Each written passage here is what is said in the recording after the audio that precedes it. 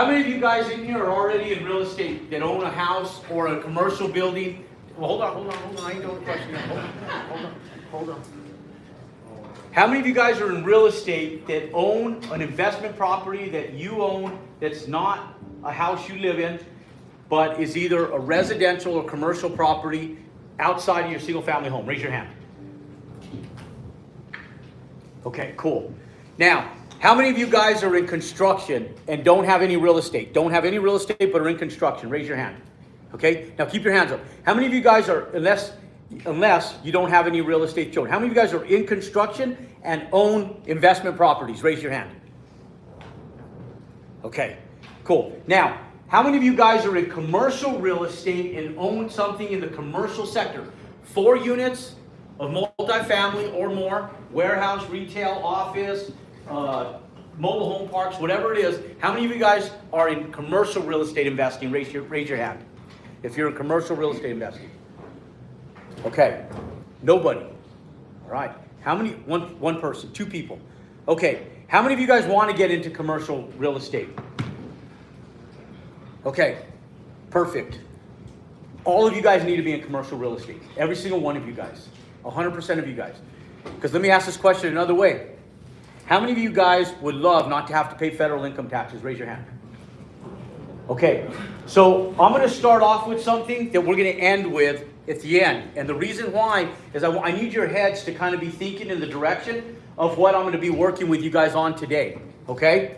Now, one of the biggest things, the reason you guys are here today, usually I travel with my kids, and wherever I do a meetup is usually where my kids have either football camps or gymnastics or whatever it is. So there's a few folks that I recognize faces from that were here a year in February of last year when my daughter competed here in Atlanta. My daughter didn't compete in Atlanta this year. We went to Orlando instead. And so, in her season, they're regional, so they compete at the Olympic Training Center this weekend. And so, I came out here this week for you guys. And the reason why is I'm going to invite you guys to come join me in Nashville. How far is the drive from Nashville from here, guys? 2.5 hours? Oh, perfect. Cool. I don't mind team. Anything within 7 hours, let's go to. Like next week we'll be in Chicago. And the reason why is we're doing these small exclusive workshops, guys. And at the end of this, I'm going to invite every single person that's here to have an opportunity to register to come join us in Nashville. You can't register for Michael Lee. We don't market this. You have to show up to one of our meetups in order to get invited to go to Nashville. Like, you won't see an advertisement for it. You only will get invited if you show up to one of my meetups. That's the only way. And so they're real small, they're exclusive, and you'll understand why you'll need to be there by the time we're done today. Because this meetup today, you guys can judge me at the end, but you probably have never been to an investor's meetup or a training with as much value as you guys are going to get today. So be prepared, okay? Because the value that I'll pour into you guys on with today is probably more than you guys have ever been poured into at any live meetup or training, especially if it's free, okay? So understand that today I really want you guys to understand where opportunity comes from and what we're sitting on right now. We went through a real pivotal election year, which this reminds me of the Obama year when Obama became president. And there's just a lot of transitions that are happening in the United States and the world right now, okay? And real estate has been pounded the last 3 years. And I want you guys to understand that if you guys understand nothing more about the commercial real estate sector than the fact that interest rates affect values on commercial real estate, okay? And the way they affect values is like this. How many of you guys know what a cap rate is and how to figure out a cap rate? Anybody?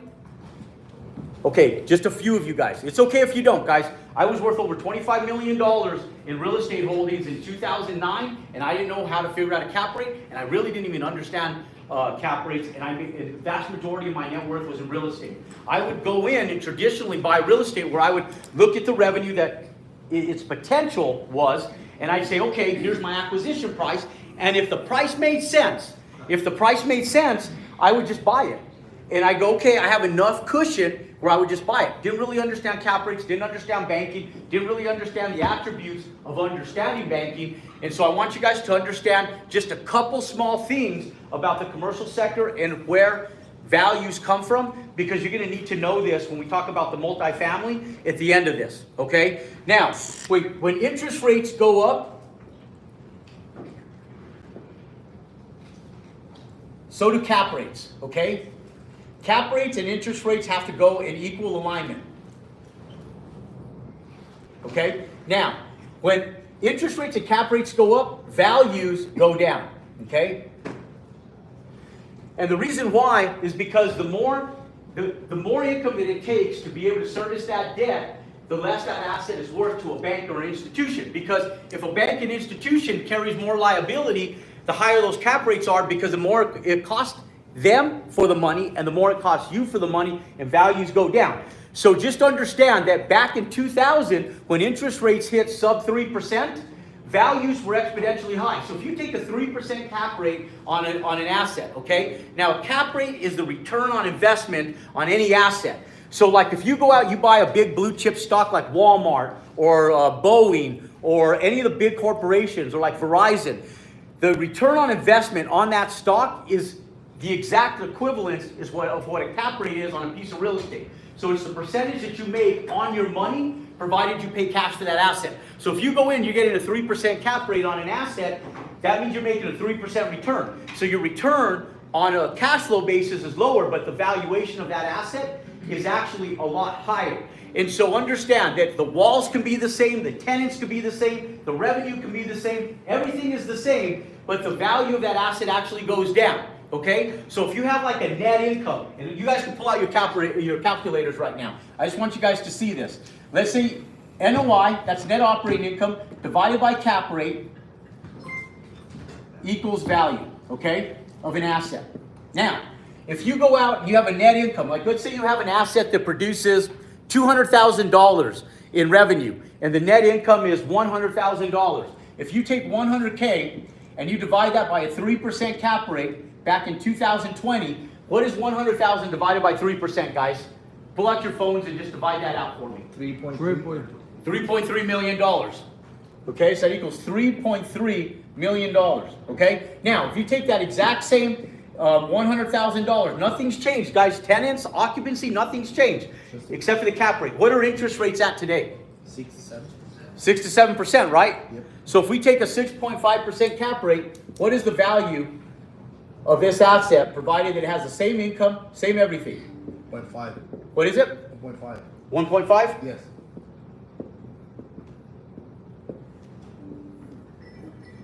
This is 2020. This is today. The reason there's blood in the water right now, guys, is because of that. There's over $2.7 trillion of commercial real estate that's going to come to the open market over the next 2 years because of this right here. Because you can't refinance an asset that you went in and appraised for $3.3 million that doesn't hold that value anymore because of interest rates. And so what happens to these assets when it's looked at from a bank and an institution is that value is only worth $1.5 million. So how do you refinance that? How do you go back and refinance a $3.3 million loan that's only worth $1.5 million? How do you do it? You don't. You don't. Okay? So it's really important that you understand how to underwrite the cost to build these assets and the cost of the value of this asset once done. Those two things are the single most important thing that every single person in here needs to understand. So what I'm going to talk about today is underwriting. I'm going to talk about underwriting residential real estate. I'm going to talk about underwriting commercial real estate. And the biggest thing is that most people are never taught this stuff in school. 99%. You can go to business school, guys, and 95% of people getting out of business school don't understand banking. They don't understand financing. They don't understand commercial lending. And it's exactly the equivalence is how casinos are built in Las Vegas. So when you go out, guys, do you think these billion-dollar casinos are built because the house is losing or because the house is winning? Because the house is winning, right? And they function on a set of rules, guys. And the reason the house wins in Vegas is because when the house functions on those rules and they don't veer from those rules, the odds are in their favor. Lending is the exact same thing. And so the problem is most people don't know what the bank rules are. You're not taught them. And so the problem with most people that lose in investment banking and in investment assets is they don't understand how the banks underwrite assets. Banks make money on lending money. How many people and you want to high ship from them when you get a loan? How many of you guys feel like that? Because everybody feels like that. You're sitting back going, you feel like the banks are against you. What if you worked on the same set of house rules as the banks and you understood those house rules, but you went in and you exercised the exact same set of house rules that the bank utilizes from the time you start underwriting an asset, so that when you go for lending, you understand exactly what they're looking for, and you set up your underwriting to model and match what that set of house rules are on commercial lending. How many people would love that opportunity to understand that? Raise your hand. Okay, I should see 100% of hands. Who would like that opportunity? Okay, so I'm going to give you guys a glimpse of that today. Is that okay? Yes, sir. Okay, because see, here's the thing, guys. We spend 13,000 hours in an education system from kindergarten to 12th grade. And not 1 hour is ever teaching us about money, about finances, about capitalism. And the biggest thing is that we don't have any type of mental comprehension on how lending and banks really work. We may learn conforming lending, because conforming lending is how to go get a mortgage on a home. But how do you learn that? By buying a home, right? We're not even taught it. But when you first buy a home, we get taught it because you have those special requirements to buy a house, right? But here's the problem. Now you go buy a house, they're looking at debt to income ratio, and now you're thinking about conforming lending, and you never learn about asset lending. And now you think that all the lending in the world is exactly the same as conforming lending on a house. And you're wrong. It's not. It's completely different. Okay? And so understand that the mental state that our country puts you in gives you a disadvantage on how to go out and create commercial lending and take down assets. Does that make sense? Yes. Okay, so just because what I talk about today hasn't been taught to you, it's okay to understand that it's okay not to know, and it doesn't make what I'm talking about incorrect. In fact, you could talk to any commercial lender anywhere you want and put my information against it, and they will concur with 100% of everything that I'm telling you guys today, because that's the way commercial lending works. That's the way asset lending works. And for those of you guys that think you can't get into builds, it's because you have a limited belief based on what you haven't learned on commercial lending and banking. Make sense? Yes. Okay? And so we're going to talk about that today, and I'm going to show you guys how to get money. Because I know that that's the biggest opposition that most people have, outside of the fear of how to position that money and the fear of losing that capital. Yes? Yes. Okay, so let's get over that bridge. First of all, how many of you guys are not from this country, are immigrants from another country? Raise your hand if you did not go through our U.S. education system. Raise your hand. Okay. Keep your hands up if you're not from this country and you're an immigrant outside of this country. Keep your hands up. Okay? Those of you guys that don't have your hands up, look around at these people with their hands up. And I will put money, okay, on the fact. Now, I believe in everybody here, but I will put money on the fact that these folks with their hands up will have more success than everybody with their hands down. You know why? They didn't spend 13,000 hours in our bullshit education systems. That's why. Plain and simple. Because if you ask these gentlemen right here why they came to the United States, why did you guys come to the United States? Have a better life. Better life? What else? Opportunity, for my family. Right? Yeah. There was a gentleman up here. Why did you come to this country? Many choices. Many choices that you didn't have. In what country are you from? Cape Verde Island. Brazil. What is the island? Cape Verde. Cape Verde Island. What about you, ma'am? Honestly, my parents made me go. Why did your parents bring you here? That's a good question. They love pancakes? French fries, hamburgers, Five Guys? I mean, why did they bring you here? Actually, they just wanted to. Opportunity, right? Better life, better possibilities. Look, ladies and gentlemen. Safety. What's that? Safety. Safety? Yeah. Yeah, safety, Brazil. I know the band is not safety here, but they don't know the other side. They don't know the other side of it. Yeah, and I've been to Brazil. I have a guy that works for me from Brazil. So I'll tell you guys, look, we live in the land of opportunity, guys. Our forefathers walked from Virginia to Pennsylvania and fought for our freedom. Some of them barefoot in the snow. And that is what literally gave us our freedom, guys, that we have. Now, most people don't take advantage of it because the Rockefellers put an education system together that's well over 75 years old, and it doesn't work. It's broken. And I'll tell you guys, that's why I homeschooled my kids. I actually put my son in high school and as a freshman, And it has been the hardest thing for us. My daughter goes into public school. We tried to put her into public schools in 8th grade, and oh my God, we pulled her back out and put her in homeschool through the rest of her 8th grade year, and now she's gonna go to public schools because of sports. But I'll tell you guys, our education system's broken.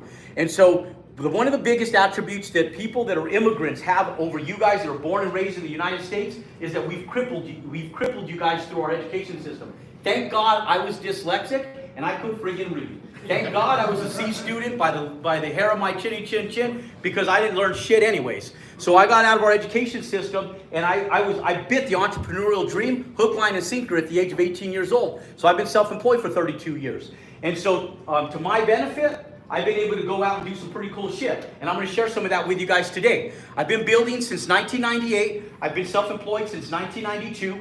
And I'll tell you guys that it hasn't always been roses and glory, you know, and there's a lot of bumps and bruises along the way. The goal is to teach you guys what not to do and allow somebody that spent 32 years already traveling that road, give you guys a direction that makes sense. Cool?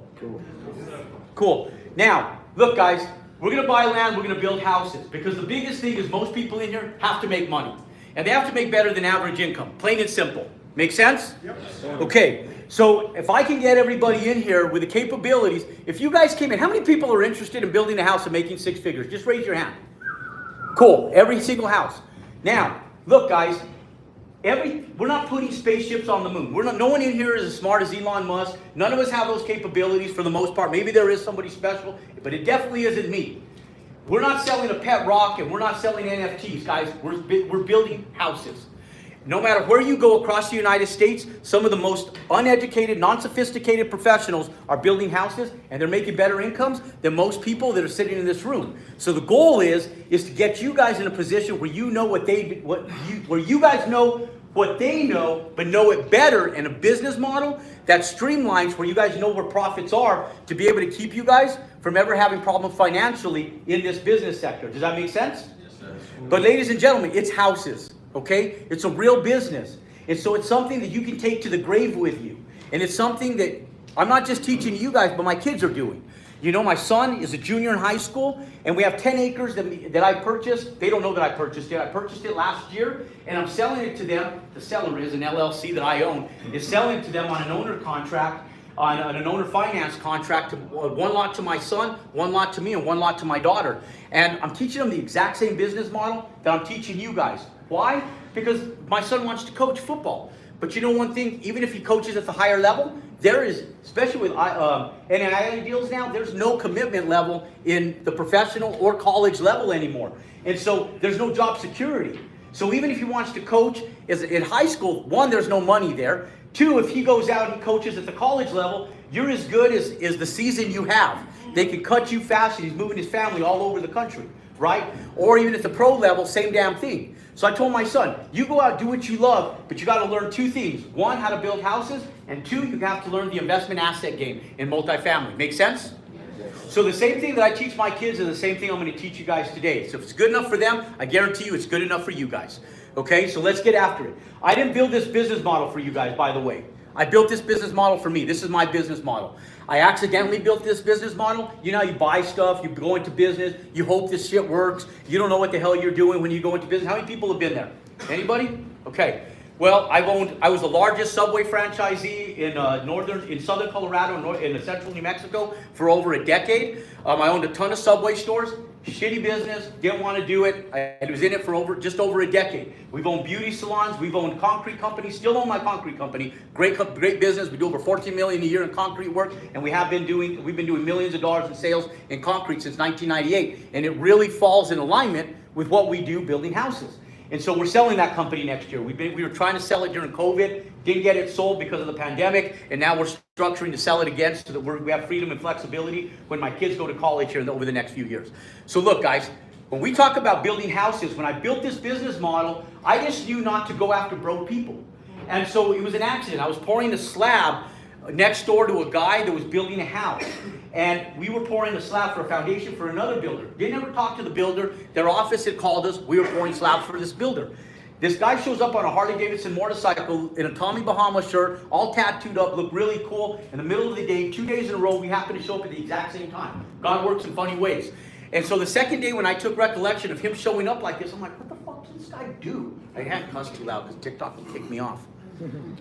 Okay, damn communist countries. Okay, so anyways, guys, when I looked at him and I go, shit, what the hell does this guy do? And so the next day I asked him. He showed up on his Harley. I asked him, I said, hey bro, I said, is this your build? I go, is this your house? And he goes, no, I built. It's for a customer. And so I said, how much do you think you're gonna make on this thing? And he goes, he was from New Zealand, he had a real heavy New Zealand accent. And he goes, I reckon I make at least, I better make $80,000 or better. And I said, how long is it gonna take you to build this house? He goes, 4 months. And I was sitting back, and at the time we were netting about $20,000 a month in concrete. So I was like, 20, 40, 60, 80. I'm like, shit, man. I was like, I could double my income right now just by going in and building one house. And I see him leave, and I said, where are you heading now? He goes, I'm going to Hooters. That's what he told me. And I was like, shit, man, this guy, because he'd show up, he'd be there for 30 minutes to an hour, and then he'd leave. And literally, this is a great part-time opportunity, because when you build 1 or 2 of these a year, it's not a full-time job, guys. You're not going to sit there in a lawn chair and manage your drywall guys. It's going to take you about if you show up 5 days a week for an hour to look at any problems that are going on, and then spend an hour on the phone scheduling people and taking care of problems, 2 hours a day, 10 hours a week, you'll be one of the better contractors on this earth, yeah? How many of you guys have worked with contractors? How many people had a bad experience with contractors? Okay, if you do what I just told you, you'll be a better contractor than any contractor that you've ever had problems with, because most of them never show up, okay? So when I saw this, I went in and I literally bought the lot 2 houses down. And it happened to be in a more affluent area, so I kind of got lucky, because it wasn't a wealthy area, it wasn't a broke area, it was just an area that did slightly better than the average area. So the way the demographics work here, ladies and gentlemen, is there's 74% of our population that fits into the average median or lower median area, okay? So let's call this median. These are the D.R. Hortons of the world. This is the Pulte. This is the Lenara Homes. These are the big builders. KB Homes, LGI. Heard of them? Yeah. Okay. Don't compete against them. Those are volume builders. You don't want to compete against those guys because the profitability is equal to fix and flipping. How many of you guys fix and flip? Raise your hands. Okay? Shitty business model. Don't do it. If there was money in it, I'd be doing it. Plain and simple, guys. I'm just going to be honest with you. Because I know the fix and flip game. We did fix and flipping back before 2008 to keep our crews busy. 100% of our inventory for fix and flips when the 2008 recession hit, we either lost money or broke even on our bills. That was it. And it was because our profit margins were too small. It was only $30, $40, maybe $50,000. So when there's a market compression and you have to go down $30,000 on your price, you make no money. And if you do make money, 10, 20 grand, fuck, go get a job at McDonald's. You'll make more money. It's safer. Less risk. Yeah? Okay. Truth be told, guys, I know the game. You know, you can lie to yourself, but you can't lie to me. I know the game. I know the real story. I know when an inspector shows up that you were hoping didn't show up, and all of a sudden they make you upgrade your electrical panel, and you have a $20,000 of additional cost that you weren't expecting. It's a shitty day. I know when that happens with plumbing, same thing. And I know when you find out that you have to replace a roof that you weren't expecting to, another shitty day. So I know the fix and flip game. The thing I love about building is your variables are controlled. Every single house is the same with the exception of the dirt work and the utilities. So if I can teach you guys those 2 variables, every single time you build, your variables are going to be consistent on every single house. So it's much easier to know what you're going to make at the end of your build when you start. Yeah? Okay. Now, 2% of the population is our ultra wealthy, guys. Now, when we go in and we service these guys, there's not enough bandwidth here. So the problem is you can make a shitload of money selling multi-million-dollar homes. Problem with that is that when the market compresses, the real wealthy people are not buying those homes, guys. They're waiting for those homes to come down. They're buying them smart. So there's not enough bandwidth. Every single person that I knew in 2008 that was building large multi-million-dollar homes or even $1 million+ homes in 2008, those are the guys that went out of business, and those are the guys that filed for bankruptcy. In fact, I had a close friend that owned 3 Allstate agencies. He had to relinquish his 3 Allstate agencies and sell them. He went bankrupt. He had a beautiful home in the country club area that he had lived in forever, and he lost the house, and he landed up being in a rental home. And this is a guy that had been self-employed and had been in business for over 20+ years because of $2 million homes that he had built right before the 2008 recession. So I tell you guys, don't function on the ultra wealthy. I'd rather have guarantees that I'm going to make some money than go in and hope I make a shit ton on selling to these guys. Does that make sense? So we focus on the upper 24%, okay? The upper 24% is the upper median, okay? Now, these guys are our doctors. They're our attorneys. They're the guy that owns a plumbing company that's been kicking ass, is being self-employed as a tradesman and does well. These are the people that own landscape companies that do well, concrete companies that do well. These are people that go in there, are the engineers. These are the scientists. Now, do these people live in the same neighborhoods as those people that work at the grocery store, as those people that work at the post office? Do they? Not really, not most of the time, right? How about the people that have like equestrian, own horses, have land? These people that do well, have ATVs, that love outdoorsman stuff. Do those people live in these tract home subdivisions? Or do they have a little bit of land and have a little bit more expendable money? Yeah? Okay? This is where we focus, guys. Now here in Atlanta, it's a little bit different depending on where you build. Because there's a lot of redevelopment opportunity here in Atlanta as well. So I don't want to just talk about the semi-rural areas. I also want to talk about the inner city areas and the urban areas as well. Because there's opportunity there. And here in Atlanta, if you see inner city stuff, people are going vertical, right? 3-story condos, townhomes, stuff like that, yeah? Okay, so there's opportunity there too as well, guys. And you can find your little niche within the city. I just happen to function on the external parts of town that are sub-rural, that we can go out and have a little bit more land, a little bit more acreage, because a lot of people that have a little bit more expendable money, that's where they live. Some of these people are trying to buy these type of homes, but this is where we function at, guys. Right here, this 24%. We don't function on that at all. We don't hit that market. What does that look like here? That looks like $600,000 to about 1.5 million, okay? Now, I typically say 1.2 million. Here in Atlanta, you guys do have a lot more affluency in your area. You guys just have great economics and a great affluency. You know, so you guys can push your limits a little bit. I allow this in Texas. I allow this in California. I allow it in Salt Lake City. There's only a few cities across the United States that I tell you guys can get up to that $1.5 million mark. But I tell you, don't stretch over it. Because if there's a market compression, you're going to sit on that real estate. Because the higher you go on the value of that house, the bandwidth starts to slowly diminish. Make sense? Okay, so whether you're going out and you're doing townhomes, whether you're going out and doing single family homes, whether you're doing inner city, or whether you're going out semi-rural, you have to stay within this realm right here. Don't go under the $600,000 mark, guys, because it's risky. Now, once you go under that, your profit margins are under $100,000. You get $60,000 in profitability, and you have a market compression, you have to lower your price, you lose. And so you want to function on security, guys. The larger your profit, and the larger your margins, the more secure that asset is. Make sense? Okay, so you guys want to function. This is how you stay, you reduce your liability, and you stay in an area that becomes semi-recession proof. Nothing completely recession proof, right? But more semi-recession proof. Yes, sir? Is that number the build cost, or is that number? That's your finished resale price. Finished resale price. This is your finished resale price, okay? So this is all your resale prices. Now, let's talk about your demographic area. You guys ready to underwrite this and see what it looks like here in this area? Okay, now, you guys know Atlanta better than I do. And I actually know it, but I'm going to let you guys do it. Because I have a great community out here. And in our community, we have some great people that actually are already building out here and crushing it. But I want to let you guys do it. And I had an 80-acre ranch over in Calhoun that I sold in 2018. So I know the area. We sold it to the Georgia Christian Academy. And I'll tell you guys that this area has good affluency. It was a 10,000 square foot house, guys, over in Calhoun, Georgia, 80 acres, and we still have 10 acres of that 80. Okay, now, let's talk about this. Let's not go as far as Calhoun, but when we leave the Atlanta metro area and we go just outside of it, where do the equestrian people buy land? People that have horses. Where do people that have ATVs and don't want to be in the city, where do they buy land and build houses? Braston. Where at? Browston. Spell that for me. B-R-A-S-L-E-T-O-N. B-R-A-S. Braston. Yeah, S-E-L-T-O-N. Brazil. Damn, you guys spell as bad as I do. Gwinnett County. Okay, one more time. One person. B-R. B-R.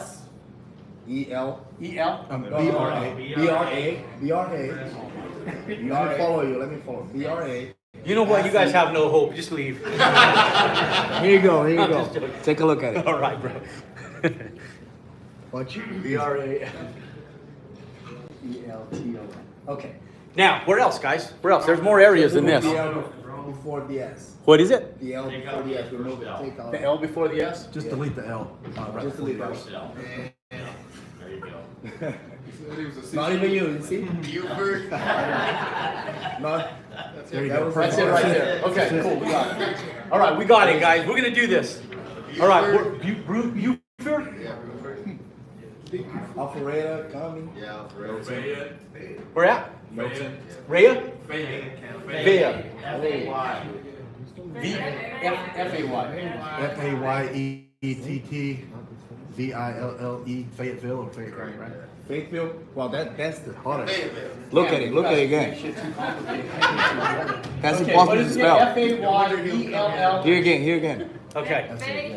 They just chose like the hardest. All the hardest. Okay, cool. Now, where else, guys? Palmetto. Coming. Coming? CUMMING. Okay, coming. Walton County. Walden County? Athens. Chattahoochee Hills. Yeah. Alpharetta. Where else? Rodale County. Just within an hour, guys. Like if you did like a 1 hour circle. Rodale? Rodale? Is that what you said? Stay away from rock. Okay, now we're gonna shrink this list here in a second. Where else, guys? Milton. Milton? Okay, Milton. Alpharetta. Alpharetta. Collier. ALPHARETTA. We'll get it close enough. Okay. And then, as long as you guys know what I'm talking about. Where else, guys? Is there one more city? Connie? Conyer. C-O-N-Y-E-R-S. Conyer. Loganville. McDonough. Okay, so there's no shortage of areas. Yeah. McDonough. Okay, now, let's shrink this list, guys. Out of these areas, guys, does anybody have a chair by them that's open? Anybody? Anybody have a chair by them? No? Okay, no problem. Guys, hang tight in the back. Yeah. You should put Covington on there because they've temporarily made it classify as a rural area. Which area? Covington, it's a city, Covington, but it's. Covington? Do I have it on here? They're right next to each other because they want to less than. Okay, now, okay, guys, now listen. When we look at all these different areas, okay, let's eliminate some. Which of the ones are the least, well, let me ask you this. Where is the largest demographics of people moving into when we talk about, because watch, let's Google this and let's compare these. And then I'm gonna erase some of these.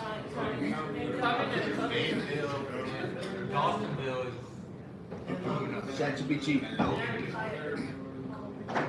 What areas are the fastest growing areas within 1 hour of Atlanta? I did that before.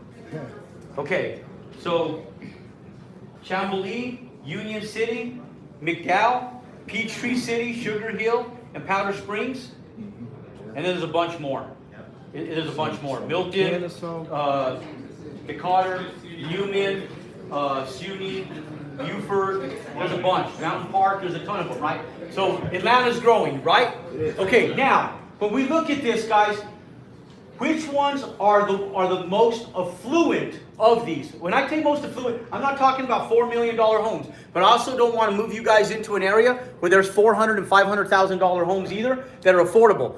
Which are the ones that are more affluent in this, and which ones should we remove that have less affluency and more people moving in? Like I want to remove this demographics. Remove Covington.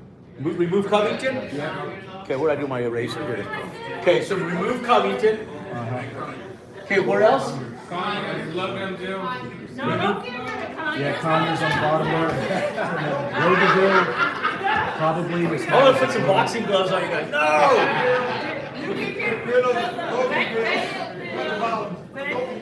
Loganville? Get rid of? You sure? Okay. I have two people telling me. Okay, now, which other ones? Brazelton, I believe Buford's right by the lake.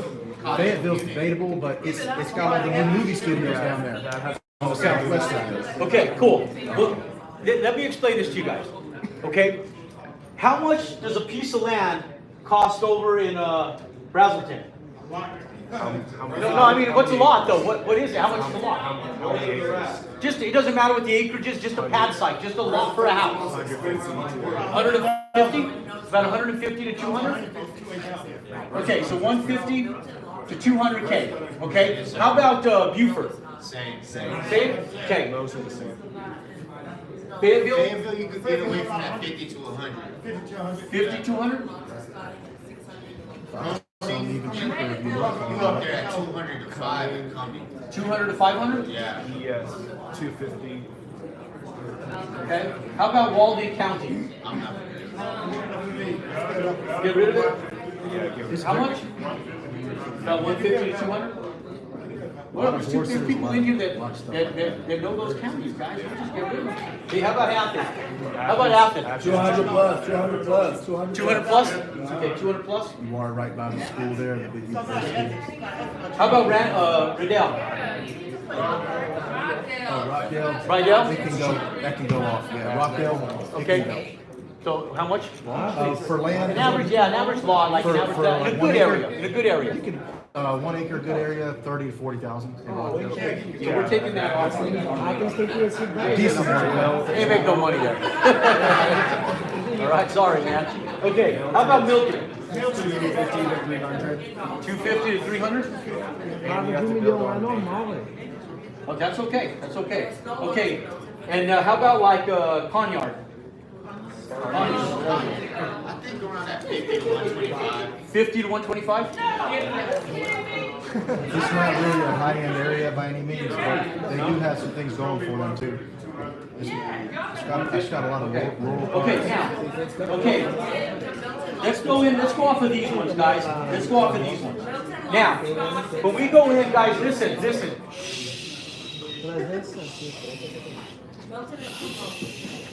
Let me get you guys to focus here, okay? I get you guys to focus. Okay, now, listen, guys. There's no need to even argue. There's money in all these areas. Plain and simple. Plain and simple. Whichever one you like, there's money in all these areas, okay? And there's no shortage of opportunity here. Your guys' population is nasty big. It's crazy. There's a ton of money here. There's no lack of opportunity. Make sense? Yeah. Okay? Just hearing you, like I don't go to a lot of cities where everybody's arguing about where the most affluency is and where the best lots are. It's badass. I mean, this is cool. I'm sitting back going, shit, yeah, this is great. You know, no wonder our students are doing good out here, kicking ass. Because there's a ton of affluency out here. When I go in and I go on Redfin and it peppers with red dots all over the place, when I do this, every time I do this in the Atlanta area, there is no lack of $1 million homes in a full circumference of the Atlanta area. Does that make sense? Yes.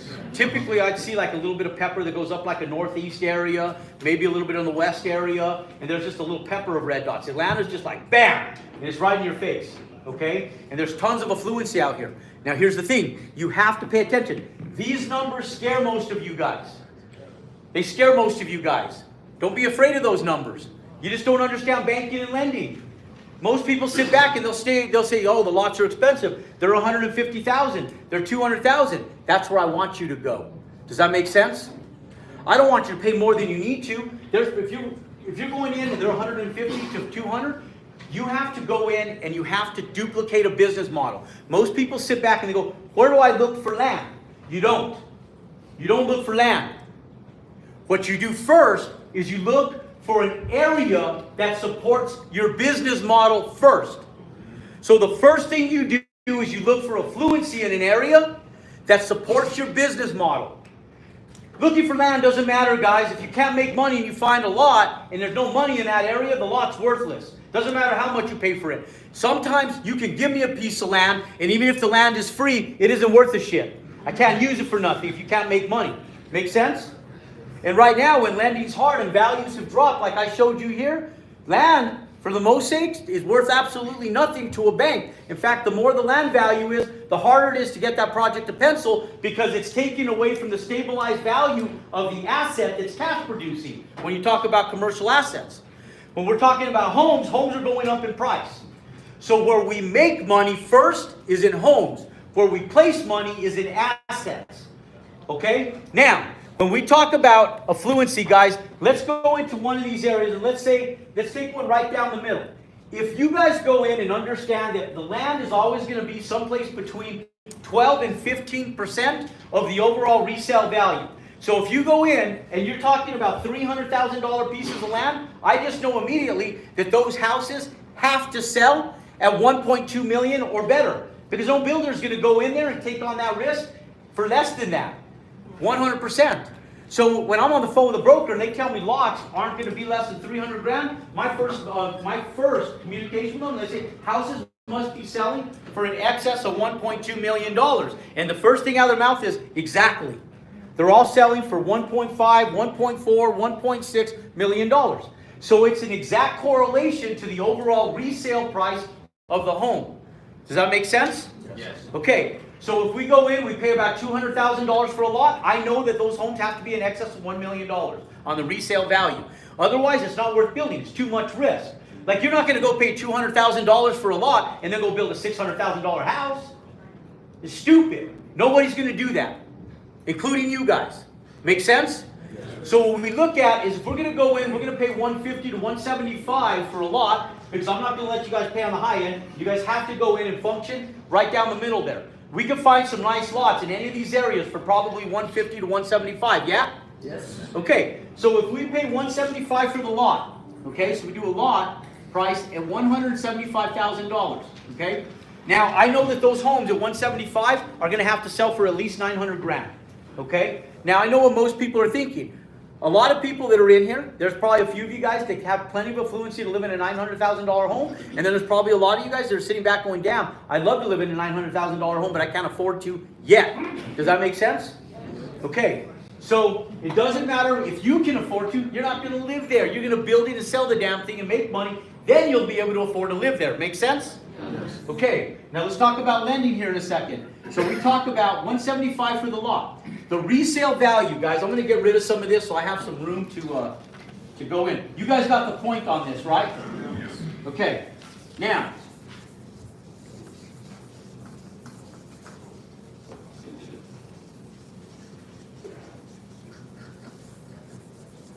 when we go in and we look at this, guys, the resale value is going to have to be at least 900K, okay? So we do 900K. Now, when we go into these areas, I always tell people, we don't build what people want. We build what they need. What I mean by that is we're talking about a recession-proof or predominantly recession-proof area. A 4,000 square foot, 5,000 square foot, 6,000 square foot home, nobody needs that. Nobody. Now, there's a lot of people, if you can afford it, you got to get it. You might want it, but you don't need it, right? So when you talk about what people need, if you're looking at affluency and you're looking for people that have affluency and they want to live in a nice neighborhood with good schools for their kids, they're going to go after what they need, not what they want in times of compression. If you build for the times in compression all the time, you'll never get caught in a downturn. Because I know that you fix and flippers and some of you guys that are doing real estate, you sit back and you do one house. You're like, all right, I think I can do one more before there's an economic downturn. And I know what you guys are thinking, like, oh shit, if this tariff stuff keeps going, or oh shit, if we have a war that breaks out, shit, I'm going to be in a position where there might be an economic recession. Yeah? How many of you guys are thinking that on the back of your mind someplace? How many of you? Be truthful. Yeah, because that's what the news and the bullshit the news is feeding you guys. I don't listen to that stuff, but I know what you guys are thinking. And so here's the reality of it, guys. People need a rooftop out over their head. And the reality is, even if we go into a war, even if tariffs go up, people aren't all going to take their fucking sleeping bags and their fucking tents and go live on the streets, okay? By all the meth heads, you know, truth be told, guys. And so my whole thing is looking at it from a real perspective. People need rooftops. In those times, they're not going to go out and build and buy a house that has a 4, 5, 6 car garage. They don't care about a man cave. But if you have a family of 4, family of 5, family of 6, what you need is a nice 3, 4 bedroom house. And you need some restrooms in it, and you need something respectful in a good area with good schools. Yeah? Yes. Okay, so that means that we don't build what people need. We don't build what people want. We build what they need. Does that make sense? Yes. Because under any market, guys, under any market, it allows for resale. Make sense? Yes. Okay, so when we go in, we're gonna function someplace between 1,700 square feet and 3,000 square feet. If you're, there's some areas that are sub-rural, I'll let you guys push 3,500, but that's the absolute max, okay? Don't get over this square footage, guys. This is where you guys wanna stay. And ultimately, if you guys can stay under that 3,000 square foot mark, it's even better. Yes, sir? That's heated area. That's heated area. Okay? That's under air. That's the living space. That's not the gross square footage. That is the living square footage. Those of you guys that are realtors, those of you guys that are looking at homes on the multiple listings, every house is listed on living space on the square footage. We're talking about living space. Same thing. We're talking about resale price and living space, just like the MLS. Does that make sense? Okay. Now,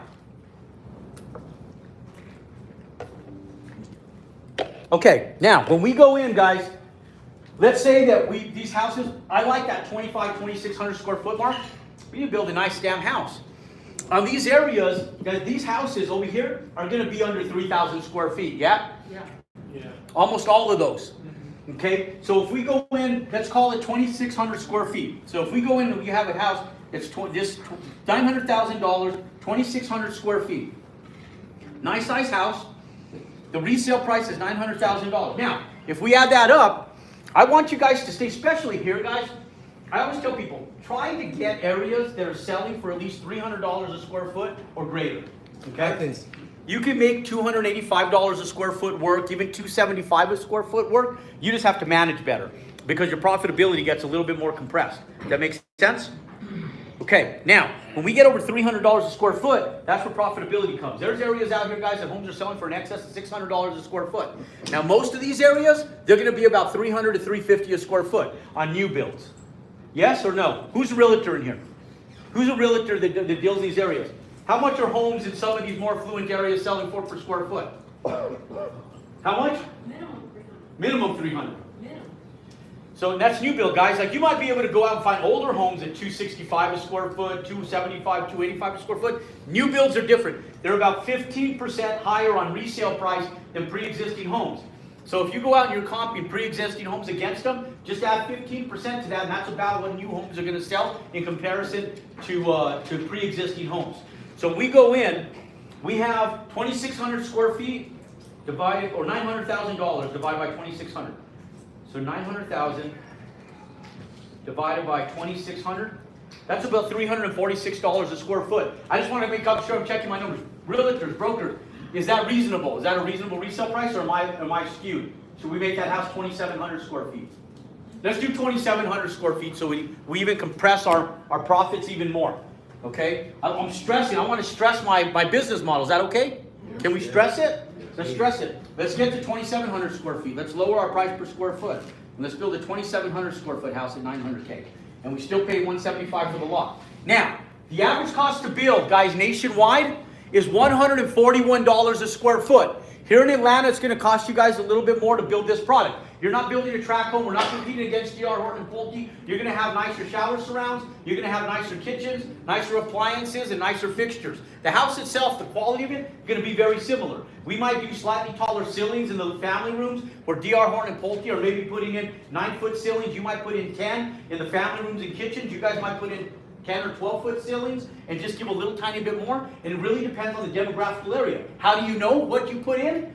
You duplicate and copy what's being done in that area. Everything is comp-based. When the banks go in, the whole key to everything that we do is based on the process. And the process, one, is your survey. Number two is your architecture. And number three is your engineering. This will get you money, and it'll also get you permits, okay?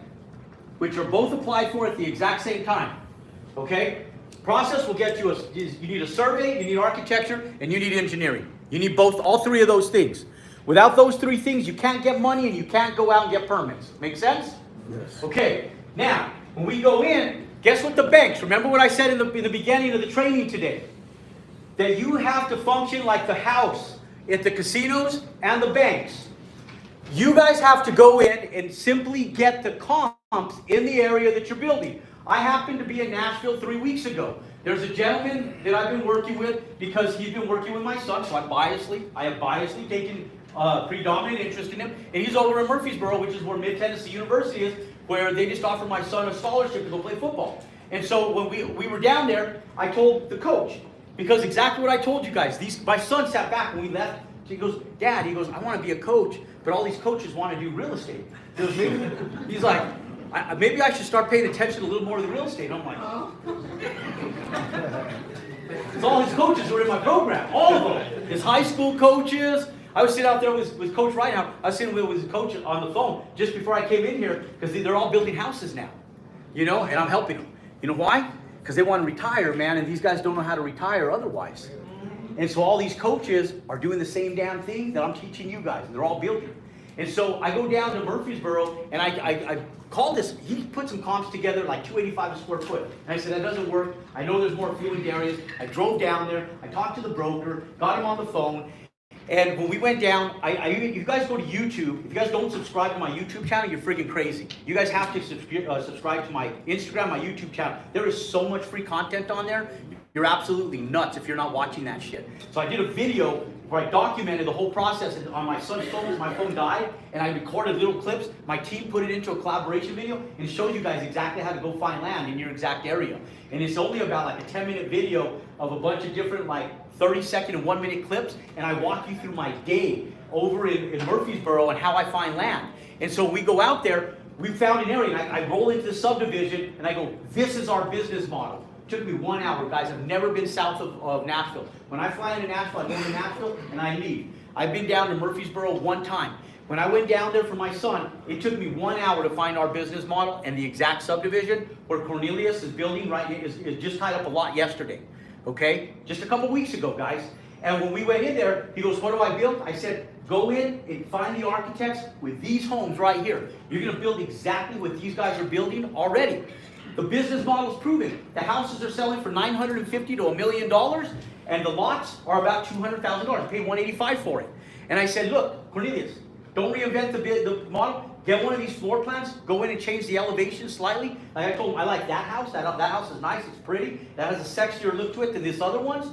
And you could tell that had a woman's influence, and these ones are all dicks that dudes built all these. You could just tell, and women buy the house. So that's what you build. And so I said, go dominate over that floor plan versus these ones, that will sell better. And so that's what he's doing. And so when you guys go in, guys, all you do is just copy what's already being done. Because guess what the bank is doing? They're looking at your process. They're going to use that area for affirmation. If you're pushing outside and you're stressing this, the banks aren't going to push to stress what you are. They're only going to give you what is documented in those areas. Does that make sense? You don't have to reinvent the wheel. All you have to do is duplicate it. When I went in and I bought Subway stores, guys, I was busy. It was after the 2008 recession. I was building retail, and I was doing 60 plus homes a year in single family, and we were building retail strip centers and small strip malls at that point in time. Our strip malls sucked. Some of our brand new ones went to 0 occupancy, literally. So the reason I got into the Subway business was because I needed to fill my real estate with stuff. The reason I got into beauty salons is because I needed to fill my real estate. So I put beauty salons in them, and I started buying Subway stores to put in them. But I needed to buy enough so I didn't have to make sandwiches, and I had an infrastructure. So when I went out and I started interviewing different franchises, I went and looked at Panera Breads before Panera Breads was even big. I went and looked at Haagen-Dazs. I went and looked at Smash Burgers. I looked at every franchise you could think of. I went and flew out, met with the owners at the headquarters, and I looked at every franchise to be able to bring in and put in my buildings. And the reason I selected Subway was because it was the fastest growing and the largest, most revenue producing franchise in the world at the time. They had just surpassed McDonald's. And they had a system. And when I went to Connecticut, and I went to Milford, Connecticut, and I sat there at Subway School for 2 weeks, I went down and I talked to everybody down at the education program. I said, what's the difference between stores that kick ass and stores that don't? And they said, the bread. And I was like, the bread? No, there has to be more. And they said, the throughput system. There's a system, guys. There's a system. And when I went back, I got it. I put my marketing, my business, and my sales skills to work along with the throughput system that Subway put together. And once I was in that system for less than a year, my development agent, his name was John Wagaman, he calls me up. He goes, Jerome, Fred DeLuca wants to sit down and talk to us, you and I. And I said, cool. And he goes, no, it's not cool. He goes, I'm only supposed to sell you 1 franchise your first year and 2 your second. I have 15 stores. He goes, I think we're gonna get in trouble because I sold you too many stores. And I said, bro, we ain't gonna get in trouble for shit. I told him, nothing. I said, bro, I've taken all these piece of shit stores, and we take stores that were 13 years old, and that never did more than $4,000 a week in revenue, and we would get them up to $9,000 a week in less than 60 days. Every store, not 1, not 2, not 3, every freaking store. And new stores that were going in my buildings typically do $5,000 a week, brand new stores, brand new locations, after the first 90 days. We were doing over $10,000 a week in revenue out of every single one of our new stores.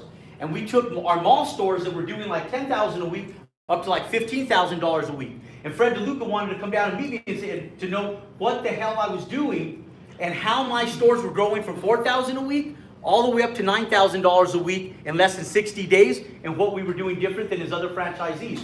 How many of you guys have ever seen the founder?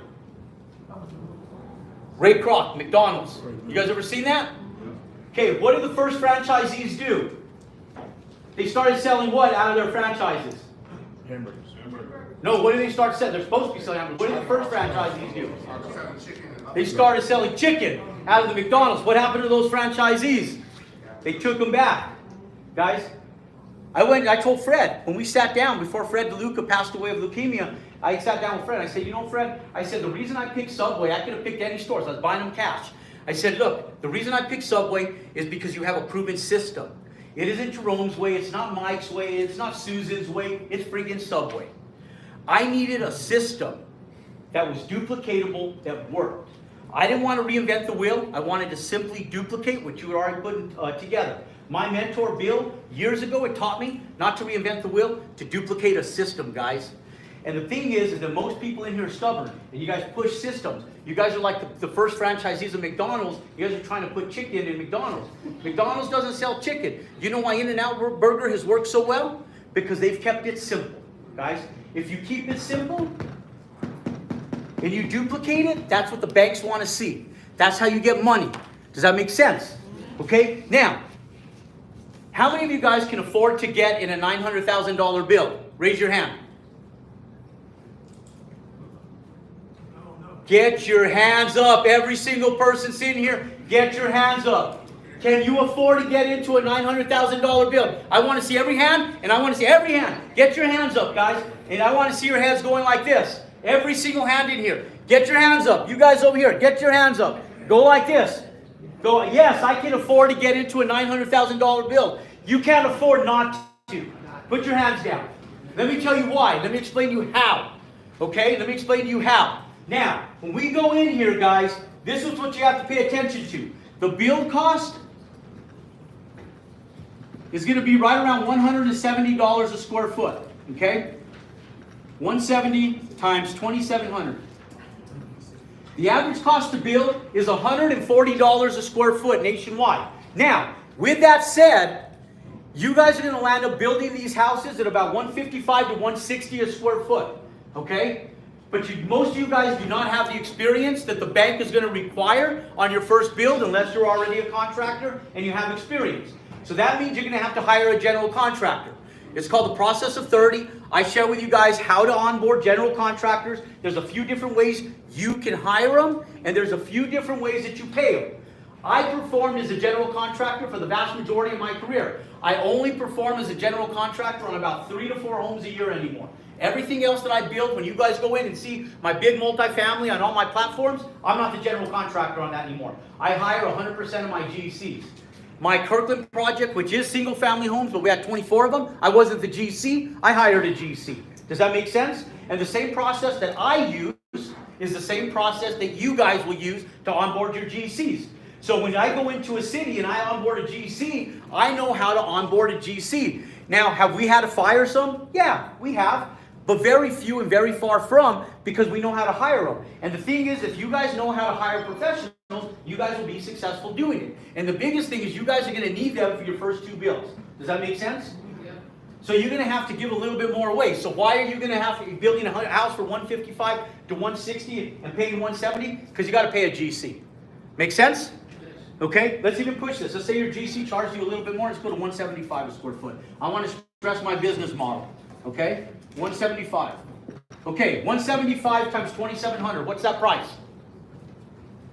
472.5. 400 is what? 72? 4725. I'm just going to put 472. We're already stretching it out anyways. 472 is going to be our build cost. There's our land cost. Okay? Now, these 2 items, guys, I'm going to get rid of this stuff over here as well, so that way I have a little bit more working room. Okay. How are you guys doing? You guys want me to keep on going? Yeah. You guys doing okay? Oh, yeah. You guys falling asleep on me? Okay. You sure? Yes, sir. All right. You guys learning anything? Yes. Okay. Yes, ma'am. What's that? What about it? Yeah, you just hire a builder, general contractor, same thing. You know, so you're hiring a GC to come in and do it for you to get your permits and a loan. Yes, sir. So we live in a really rural area, like now. Okay. So do we just travel out to do this? No, you can even do it there. Some people are traveling as far out as where you guys are. Okay? You guys are gonna probably find a place, probably someplace in between. Does that make sense? Guys, there's no lack of opportunity. One of the biggest things, guys, we're a 7.1 million home deficit in the United States. Now, I know that doesn't mean a lot to a lot of you guys. Let me explain the truth of that. If you look back to the 1920s and you look at how many homes have been built historically over a decade since the 1920s, guys, the best year that we've ever had, the best decade we've ever had has been 12 million homes. That was right before the 2008 recession. On average, we build about 11 million homes every 10 years. That's if we do everything perfect. In 2008 to 2019, we only built 6 million homes. That's where our deficit comes from, guys. And our population has grown. When I graduated from high school in 1992, guys, the population was 4 billion people on this earth. There's 8 billion people on this earth right now. The population is doubled in 32 years. Does that make sense? Population's only grown. So in another 32 years, there'll probably be close to 12 or 15 billion people on this earth. Okay? You know, we're like rabbits. We just keep duplicating. You know? Right. Keep fucking duplicating, right? That's the way we do it. Okay, now, here's the thing, guys. When we go in, this is what we're going to need for lending. Okay? This is what we're going to need for a loan. Okay? We have 172 plus 472. So that's a 5, that's 572. That's 647,000, right? 647K. Okay? Now, we're going to have our resale cost. What's 900,000 divided times 6%, guys? Like 54, so what is that now? Multiply it, guys. So you take 900,000 times 0.06. 54. Okay, 54 grand.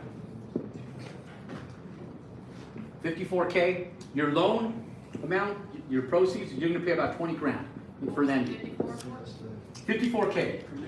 Or you can negotiate, guys. The new NAR rules are now, you can negotiate your commissions. Don't pay more than 5%. And when you do that, go in, you can have about 1% of resale costs on that as well. Okay, for title work. Now, when we go in, you have about $54,000 in closing costs, 20K for your lending. And so altogether, guys, we add another $74,000 to this. We're going to be at 700 and what is that, guys? We have 54, 64. So we have 64. So 64. What is that? 7, 9, so 11, 6, 10. That's 701. Okay, so 700K. So we're going to be about 700K into this, right? So 701. This is called 700K. Okay, this is our total cost. 721. 721? Yeah, 54, 20, and 647. 721. You're right, You 720. dyslexic, man. It's cool. That's all right, bro. I get my shit backwards. That's all right. I did over $180 million worth of development last year. I'll take dyslexic all day long. Whoa, You know? Come on, man. You do it too. Okay, so 721, we're gonna take 900,000, subtract that. We're gonna be right there at $180,000 net, right? Right about 180K net. This is your profit, guys. 179. Okay, 721 minus $900,000, your net profit's 180. How are you doing? One build. You guys doing okay? Okay.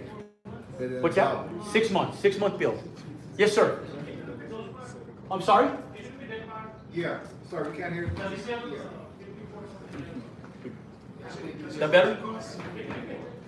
Can I repeat it? Yeah. Yes, okay. So look, guys, you have, your lot is 175. Your build cost is $1,775 a square foot times 2,700 square feet. That's $472 in build cost with a GC. Now, when we go in, we take this number, we're going to have our closing cost on the $900,000. The $900,000 is the resale price of the home. You're going to pay 6% of that in real estate commissions and escrow costs. That's going to be about $54,000. Okay? And we take that $54,000 and we add the $20,000 in lending. Okay? It's going to cost you guys probably closer to about $13,000 in lending fees. Just add about $20,000 in there just in case you have to get a heavy fees on your lending. Some of them do. Like one of our affiliate lenders, they will lend to most of you guys in here, but they'll charge some extra fees, and those fees are equivalent to close to $10,000. But how many of you guys are willing to give a high-risk lender $10,000 to make $170? You guys okay doing that? Yes. How many of you guys would do that on your first couple bills? Okay, so we have affiliate lenders that can help you. But I'll tell you guys that the first lenders you guys are going to go to, and today's not the day to go to those lenders. Okay? You're going to go to these lenders right here. Let me show you guys which lenders you guys are going to go to. And let me show you how many of them there are. Small credit unions and regional banks in the Atlanta, Georgia area.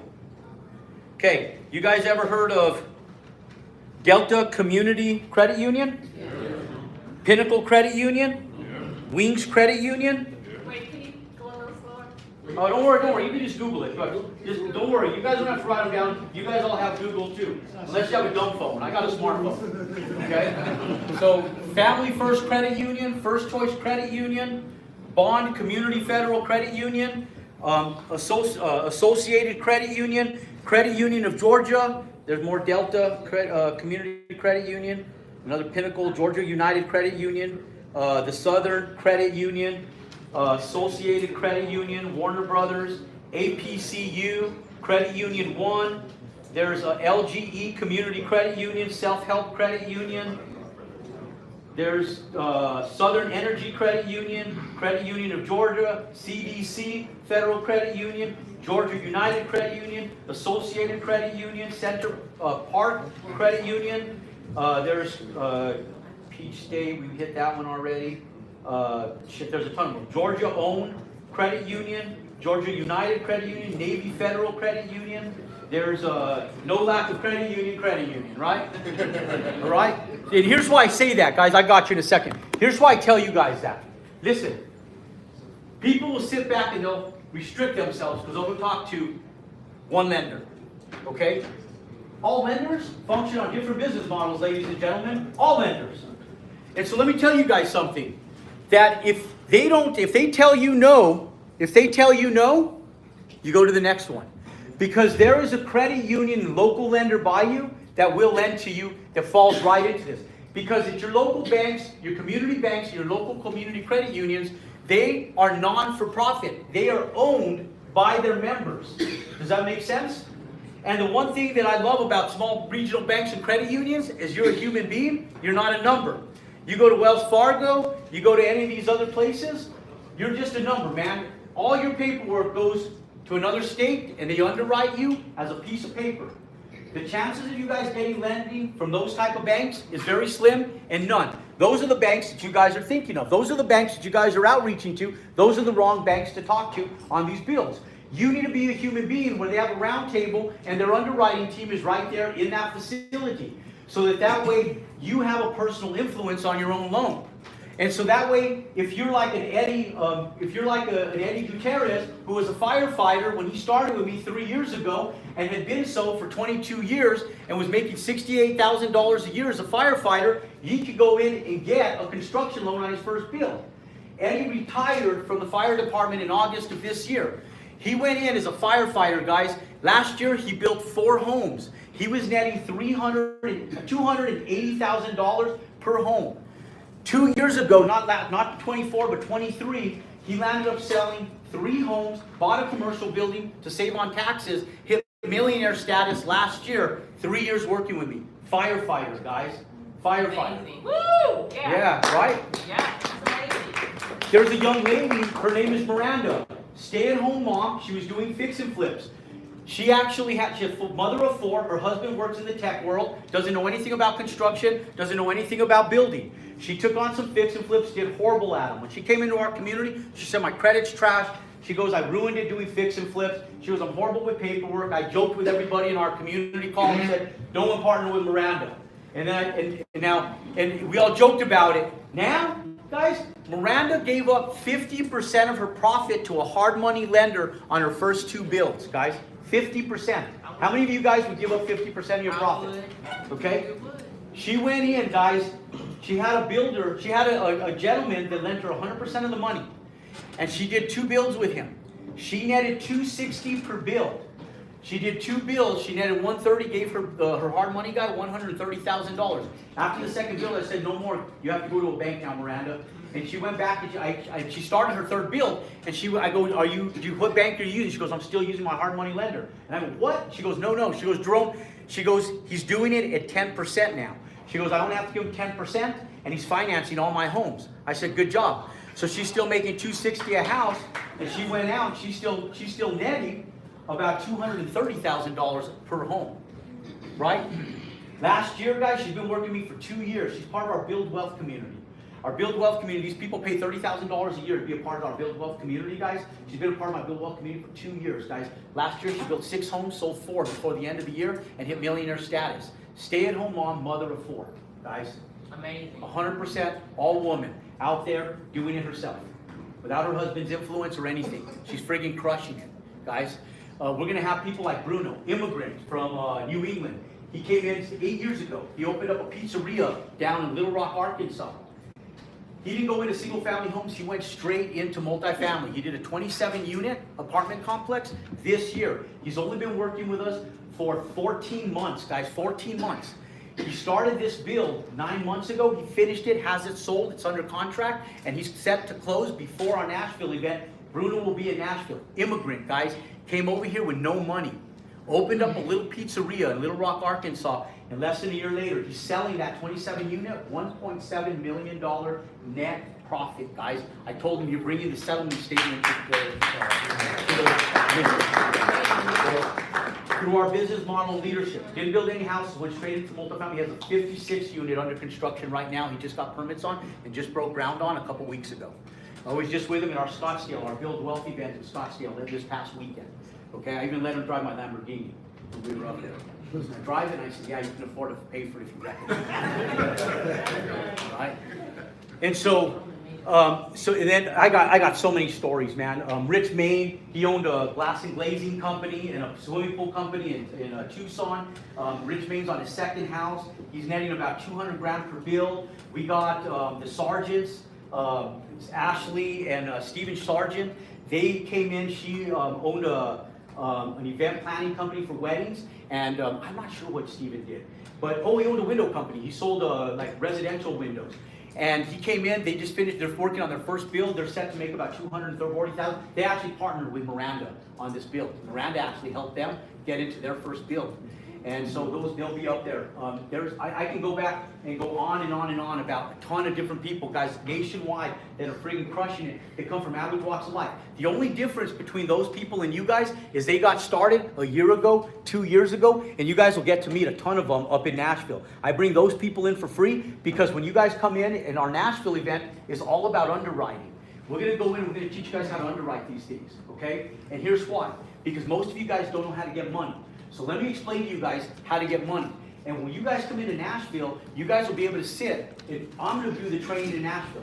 Nobody else, no speakers. You guys aren't coming in for motivation. You guys don't need motivation. You guys can Google Goggins if you guys want motivation. Goggins has plenty of motivation on there. Just Google Goggins, and you guys can get motivation from him. I'm gonna give you guys information. Make sense? Okay? Now, here's the thing. You guys will have the opportunity to talk to all the people that are part of our community in Nashville and ask them how they got lending, how they got started, and where they came from. We got a ton of them that'll be there. Now here's the thing, guys. Let's pull this board over here and I'm going to show you guys how to get money, okay? When you guys come in, the bank is going to want a spreadsheet. The spreadsheet looks like this one right here, okay? This is the spreadsheet. My dad and I built this spreadsheet back in 1999. My dad built one house. It was the house we lived in. We went through this spreadsheet and we built this on Excel. Now, it's a lot more in depth today than it was in 1999, but this is what you're going to need for the banks, guys. Every single line item for the bill. There's nothing left out on here. And then at the bottom of this, it has every single build cost. It has the GC fees, the state taxes, everything that's going to be associated with your build. The bank is going to need this when you guys go in and you do a build. This is the key to financing. When I told you guys to raise your hand, none of you guys have this. So what you guys need to get a loan is this right here.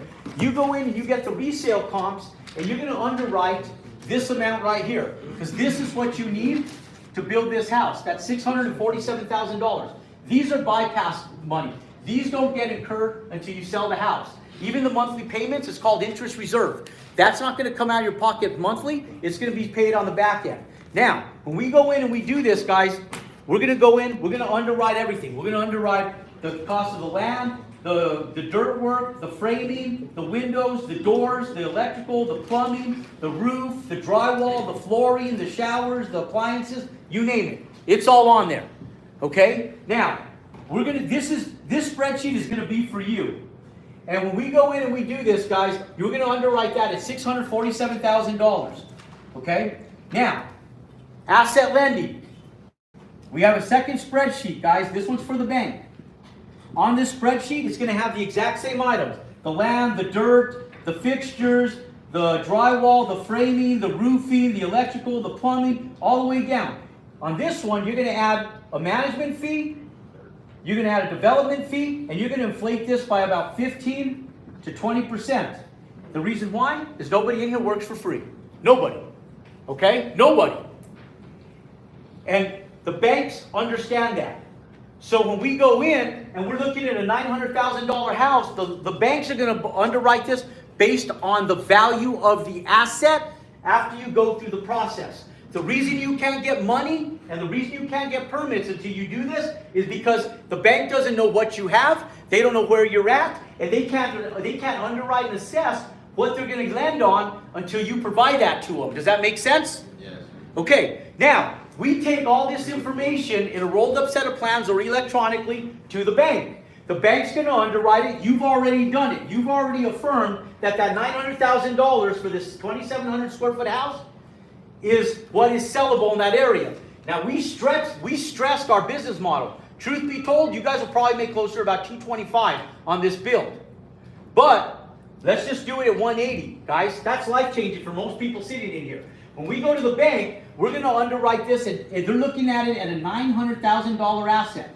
Okay? Now, when we look at it as a $900,000 asset, the bank will lend you about 75% loan to value or loan to cost, however they're looking at it.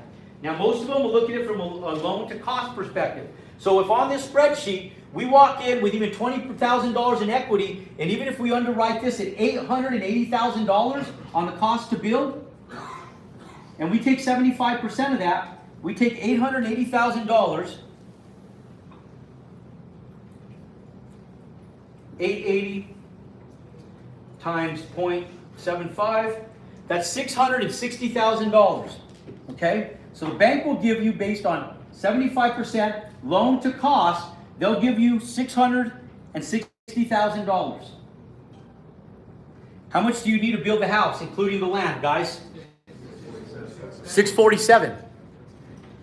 The rest of that could be contingency costs. When we go in, guys, your first draw is your land. Does that make sense? How many people have $175,000 of expendable income sitting around to buy the land? Anybody? And even if you did, why would you go and pay for it if the bank will do it for you? Now here's the thing, guys. When we're looking at this, the bank's only giving you $660,000. What's the value of that asset? $900,000. When that house is finished, if you only have $660,000 into it, and the bank has $240,000 in equity, how is the bank doing? They're doing great, right? How many of you guys think you're really important to the bank? Yep. You're not.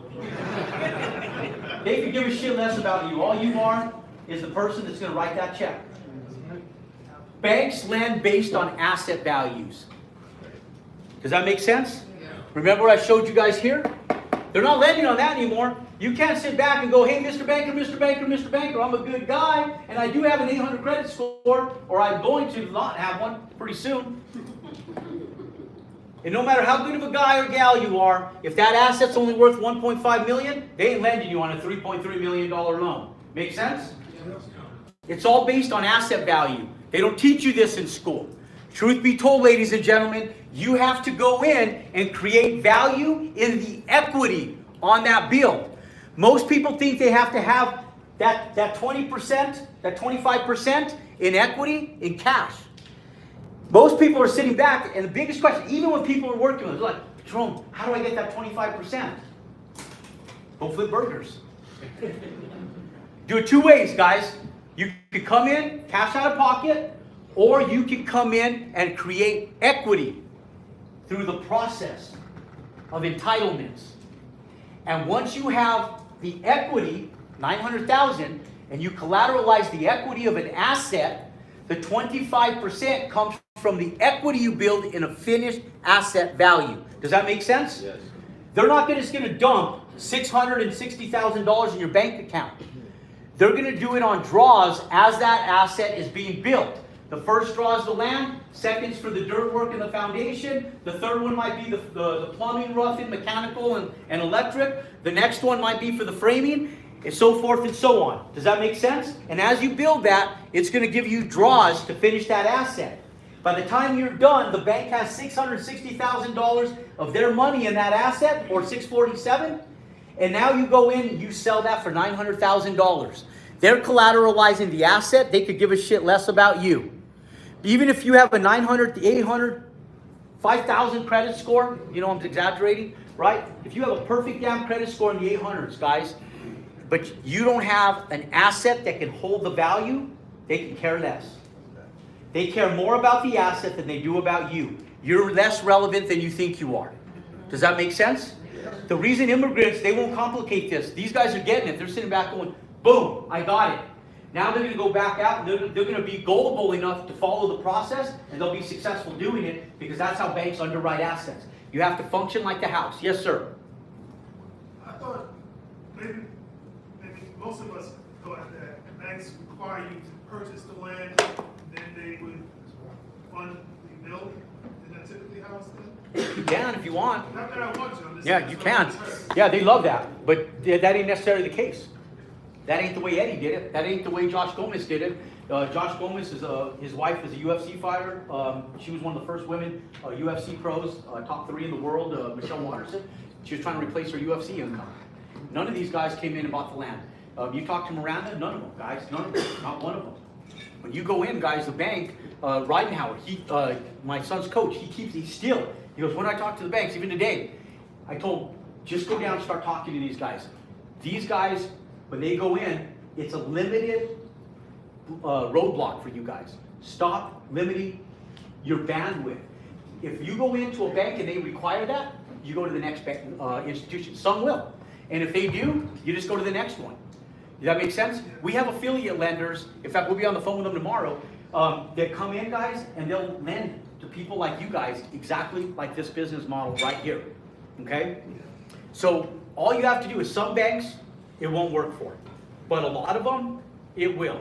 And a lot of times, they just want to do business with local people in their community. And they will lend on it because most people can't afford to go buy that land. Does that make sense? What if you already had the land? What's that? What if you already had the land in good areas? Even better. If you have the land, even better. Yes, ma'am. So on your second spreadsheet there, you indicated that you're gonna pay 15% for development fee, management fee, and something else. What was the third one? No, you're gonna go in and you're gonna inflate everything that's on this first spreadsheet by about 15 to 20%. And is that? And then you're gonna add like a development fees. What you're gonna basically do is get your costs up to about $880,000. The bank loves it because how many people in this day and age are walking into a finished asset with $20,000 in equity? Almost nobody, right? Because of the house prices inflating. And so the bank likes it because you have a little bit of equity, and even at that, it's 75% loan to cost. And a lot of times, guys, on these single family builds, if you do an owner build, they'll give you 95% loan to cost. Okay? A lot of times they'll even give you 95 loan to cost. But don't take that money, guys. You don't need it. It creates a liability for you. So what I tell you guys is pay attention to making sure that your build is safe. Don't take your money out on the front end, take it out on the back end. Hang on one second, guys. I got you guys though. So make sure that you guys take care of that on the front end. Now, listen here, guys. This is what we're going to be underwriting in Nashville, okay? Here's the problem with making $180,000. How many of you guys want to write a check to the IRS for $80,000 once you're done? Anybody? Okay? You put the risk, you put the liability. You guys are worried about paying for the land. I'm worried about taxes. Okay? Look, guys, nobody does. So here's the thing. In the morning in Nashville, what we're going to land up doing, oh, and by the way, Nashville, guys, here, this is a QR code register for Nashville. You guys will get a discount today only. I don't discount our attendance, guys, except for the day of our actual meetups. So Nashville is $700? $797. $797. Okay, so it's $797. Okay. Now, when you're at one of my meetups, so Nashville is $797. Okay. Today it's $597. Yep. It's $597. Okay. $597. Okay. Now, you guys got a link probably about 30 minutes ago on your phones to register at that $597. That'll be dead at midnight. We only onboard about 20 people from here today, so I tell you guys, get your tickets. The morning, guys, is going to be this spreadsheet. We're going to go through this line item by line item, and we're going to build a house. Now, when we start off that day, before we actually get started, we're going to build a business line of credit with you guys, okay? And we're going to use AI to do your operating agreements, to do everything. And we're going to build a business for one person sitting there live in front of everybody and show you guys how to go in and get business lines of credit. Because after you guys do one build, how many of you guys are going to take on all of this information and just do one build your entire life? No. How many of you guys would plan to do more? Sure. Everybody, right? So the thing is how do you go in? How do you scale this? How do you go in? How do you get the bandwidth? And so from day one, guys, we're going to teach you guys how to create business lines of credit, and we're going to build you guys a business line of credit sitting in Nashville starting at 9 a.m. By 10:30 in the morning, you guys will already have all the working pieces, and you guys can even jump on the websites and do it live as we're walking through it. Then after we build a business line of credit, guys, you guys will be able to do the exact same thing with what you do personally with your business line of credit after your second build, okay? Now, in the morning, we're going to teach you guys these spreadsheets. You're going to get an electronic version of this that you can white label. You can take this spreadsheet, put your business logo on here, and you can butcher it and white label it and take it to your lender, okay? This is yours. It's a working Excel document that you guys can change and modify and use forever, okay? You're going to get this plus 18 other workable PDFs that you will need for your business. This book, guys, that I wrote, this book right here is my business, guys. I had the girls in my office put together all the PDFs and training material that we ever had utilized. And it was taking them forever to put this together. I said, what in the hell is taking so long? We have all the spreadsheets. Like, what is taking so long to bind this book? And they said, the spine. And I said, the spine, okay? I know what the hell the spine of a book is. And I go, so like 2 weeks later, I go, where is our books? And they go, the spine. We're trying to figure out the spine. That's the spine, guys. And I go, what's up with the spine? They go, we just need to know what to put on the spine. And I go, well, how big is the book? And they're like 350 pages. I go, what? And I go, all our training documents, guys, from bathroom, laundry, that's me right there. Every single spreadsheet, guys, that we use for our superintendents, our contractors, everything, you guys have in this book. Every working spreadsheet that we have from framing, plumbing, everything, contractor's guide, checklist for hiring, everything, guys. This is what we have in our office. It's 28 years of my business in this book right here. Every spreadsheet that I put together, not for you guys, I put it together for me. And I put it in this book.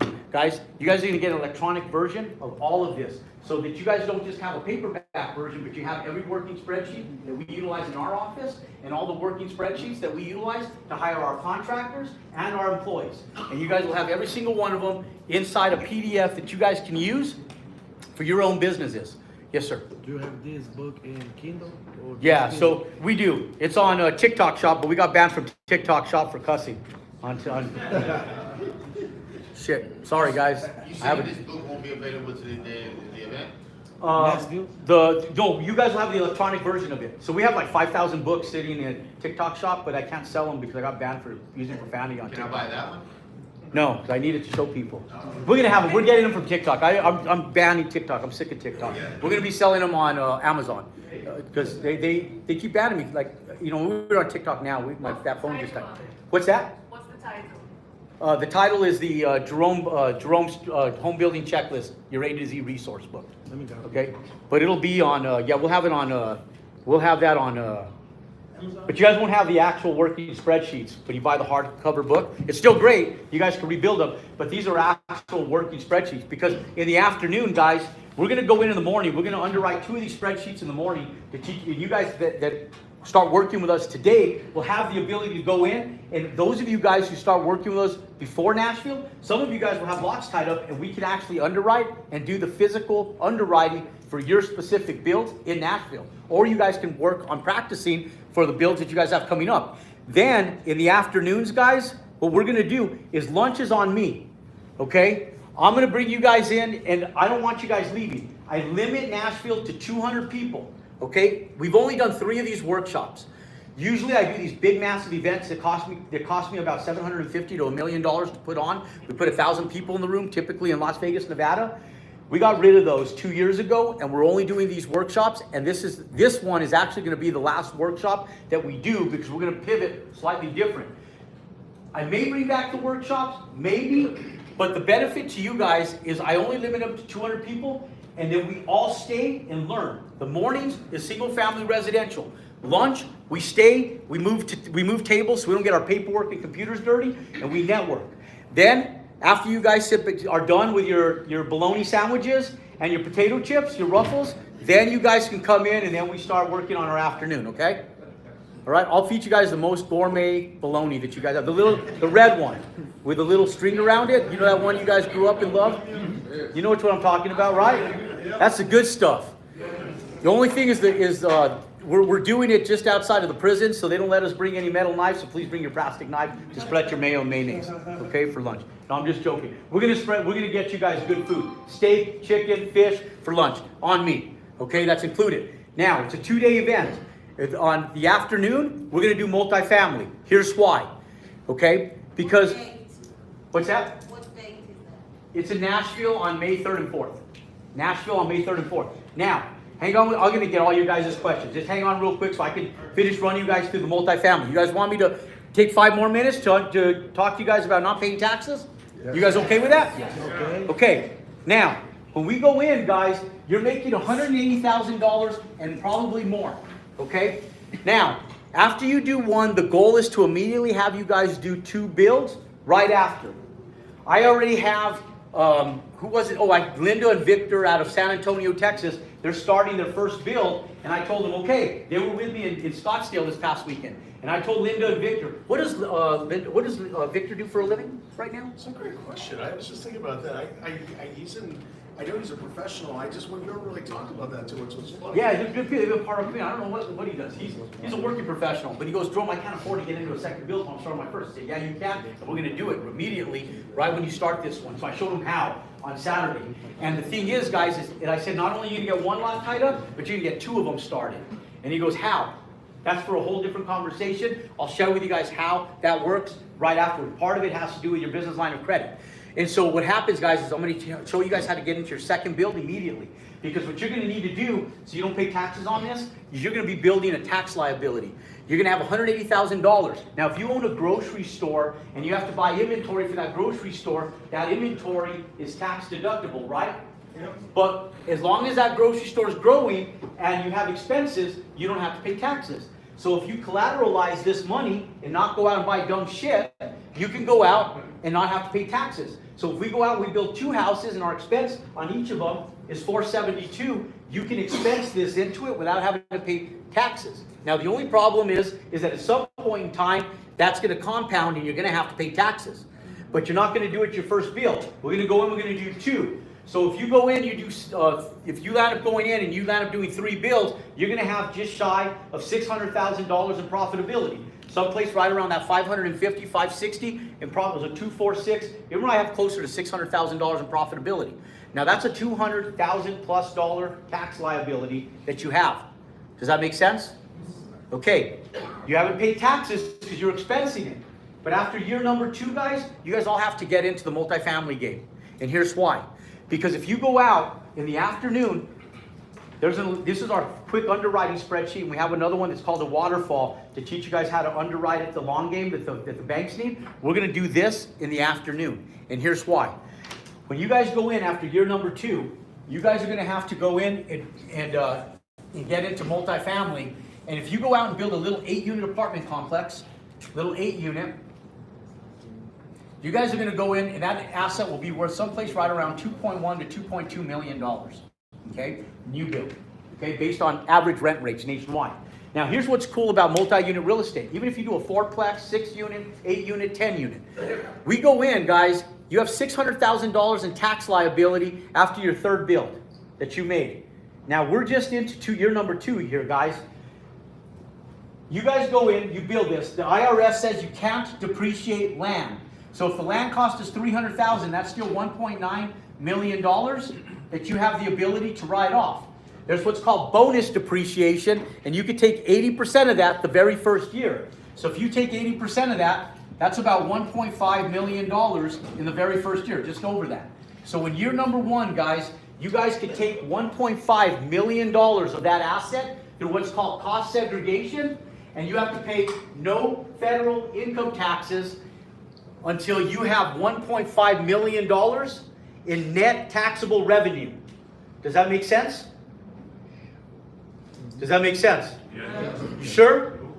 Okay, so that means Eddie, who was a firefighter making $68,000 a year, he went and bought a retail building on December 30th of 2023, guys. He drug his feet because he was scared shitless to buy this building. I told him, okay, bro, you're going to either have to write a check to the IRS, or you have to man up and close on this building. And I even went in and I bought the building for him. Okay? I was like, okay, I was like, shoot, this guy doesn't come to, it's a good building. I found it, I'll just sell this thing and make $100,000 on it. And so I landed up selling it to Eddie because he needed it for tax liability. He was afraid to close on it. It was a real quick close. I paid cash for it, and then I sold it back to him. I said, dude, I don't care if you close it or not, but if you don't close on it, I'm keeping it.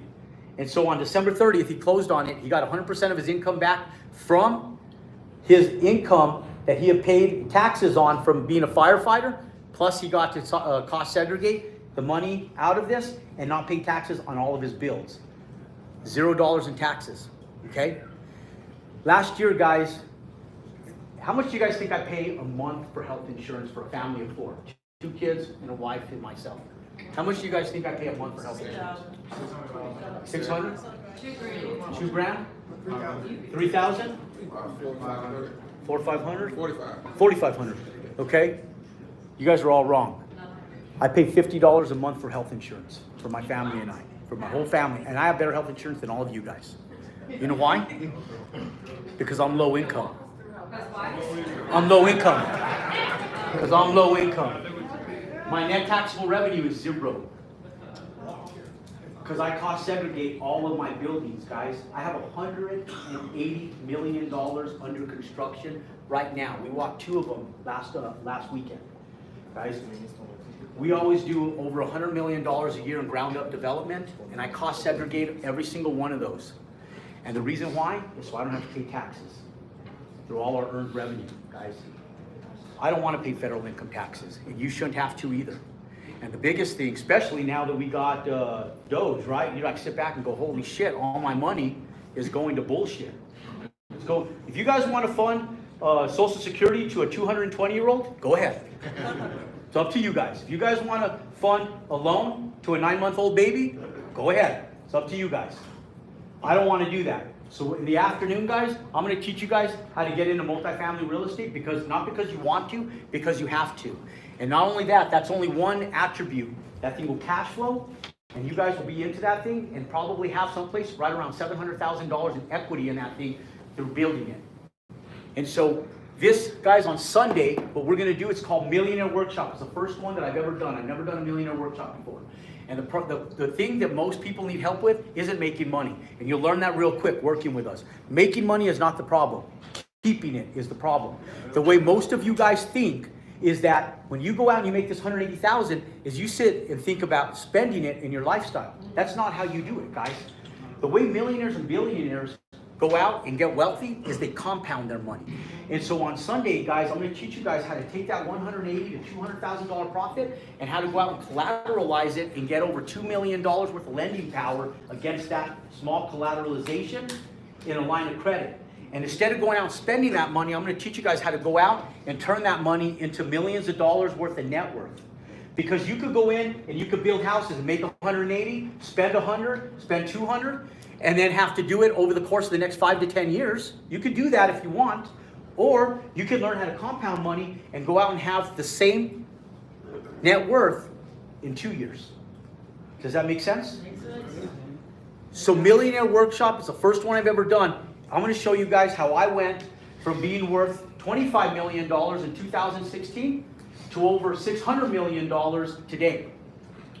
And how we did it and how we compounded it. And you guys will understand how you guys can come in being worth whatever you're worth, 500,000, nothing, $1 million, or whatever you're worth, to being able to go out and create a net worth. And it's real, guys. It's houses, guys. This isn't like I'm blowing smoke up your ass and you're going to make money doing NFTs. This is a real business, guys. Okay? Yeah, it's not Bitcoin. Okay? And I mean, Bitcoin, I'll take Bitcoin. You guys can pay me in Bitcoin. Okay? That's how I make my electronic currency money, is through payments on our online brand. But I'll tell you guys, look, this is a real business, guys. And like I told my son, you go to college with $250,000 in your bank account, it's dangerous. So you're not going to go with it. I'm going to teach you how to go in and put that money towards something. So the same thing I'm teaching my kids, I'll be teaching you guys on Sunday. Does that make sense? Makes sense. Look, guys, this weekend, that weekend in Nashville will be life-changing for every single person that's sitting in here. It's 2.5 hour drive for you guys. What you guys will get out of that weekend, think about what you got out of today. I won't even ask you guys if you guys learned something today, because I know that every friggin' person sitting here today got more out of what they came here for today than they thought they were. Yeah? Yeah. I know that, because I know what I'm teaching you guys. No one's giving this shit away on the internet. Does that make sense? I'm the only person, and I know that. And so, truth be told, guys, your life will change if you guys come. Because not only will you be there, anybody who goes in, 100% of them, we give no tickets away, 100% of every single person pays to be there, and anytime you level up, you get around better quality people. We're limited it to 200 people. The quality of individuals that will be there will be equal to the quality that you are and better. Does that make sense? You don't want to be in a room full of people that are just your quality. You want to be able to add you up to people that have talents and attributes better than you. That's how you get to a higher level. Does that make sense? So the goal isn't just to go in and be average. The goal is for you guys to go in and execute. Now the thing is you guys will come and you will be exhausted on Sunday afternoon. Mentally exhausted and physically exhausted. You guys will have never gone to a training in 2 days that you'll have to absorb so much information. And here's what's cool. We're going to video record the whole thing. My whole videography team will be down there. We're going to video record the entire event. So the following week, give us a few days to upload the content. We'll have over a terabyte of material. People on Monday, they're like, can I get my recording? I'm like, calm down. Let us upload it and let us edit it a little bit and cut out all the bullshit. But by Wednesday, Thursday of that same week, you guys will have a recording of the entire event. And the only people that get that recording are the attendees. Because the goal is for you guys to go in and note take through the entire event. And then go back home and rewatch that content 5, 6, 7 times on a Saturday morning, Sunday night, Saturday night, Friday night, when you're not distracted with kids and everything else that life hands you. Does that make sense? You guys go back and you watch this information redundantly 5, 6, 7, 8 times, it will change your life and it'll change your life forever. Okay? You guys are sitting back and you say, why does this guy do this? I don't know. I don't. And I'll be truthful, and I'll tell you, because Rick knows this. And I kept calling this, I tell my team, and I apologize, and I don't mean to do it this way, but it's the reality of it, is I always tell my real business, I gotta take some time to go focus on my real business. My real business, guys, is my development companies, okay? But this is also a real business too, okay? It's a real business, and I'll tell you guys that we're changing lives. I didn't know that I was gonna be doing this shit, guys. I really didn't. So in 2016, I started wanting to learn how to raise capital. And so what I did is I started creating an online brand in 2018. I never even had a Facebook page. I was never on, what did someone ask me, were you on, what was that platform back then? MySpace. They're like, were you ever on MySpace? I was like, never. I didn't know. I was like, I don't even know what MySpace looked like. I didn't know what Facebook looked like. In 2018, I got on the internet to go out and learn how to raise capital, guys, and to be able to create a personal brand to raise capital. Ty Lopez, if you guys know who he is, he went in, he invited me to come in and do some courses on his real estate mentor program. And so I did some courses for Ty. I didn't even know how to write a course. So his team sat with me and they go, this is the structure, this is how you write a course. Can you write this? And I was like, yeah, I can write that. And so I sat down literally in his living room at his Beverly Hills home off of Rexford, and I wrote down a few courses. And I taught some real estate courses on the real estate mentor program. People started reaching out to me. Ty kept having me come in and speak at his stuff. And then all of a sudden I started to get people like they had testimonials. They're like, man, I took your content, Jerome, and I made $100 grand flipping land. I made this much. I tied up this property through your methods and it worked. And then Ty told me one day, I was up in Puerto Rico, we were building mansions, and he goes, Jerome, you should really teach people how to build houses. Because he told me, he goes, what do you think the average person could do? Because I was talking about my multifamily and these $70 million, $50 million buildings I was building. He goes, people can't relate to that shit, Jerome. He goes, they can't even comprehend that. Most people can't even afford groceries. He goes, why don't you teach them something that the average person can do? What was it that got you from being broke? And I said, my homes. And he goes, that's what you need to teach people, is how to build houses. And he goes, put a program together like that.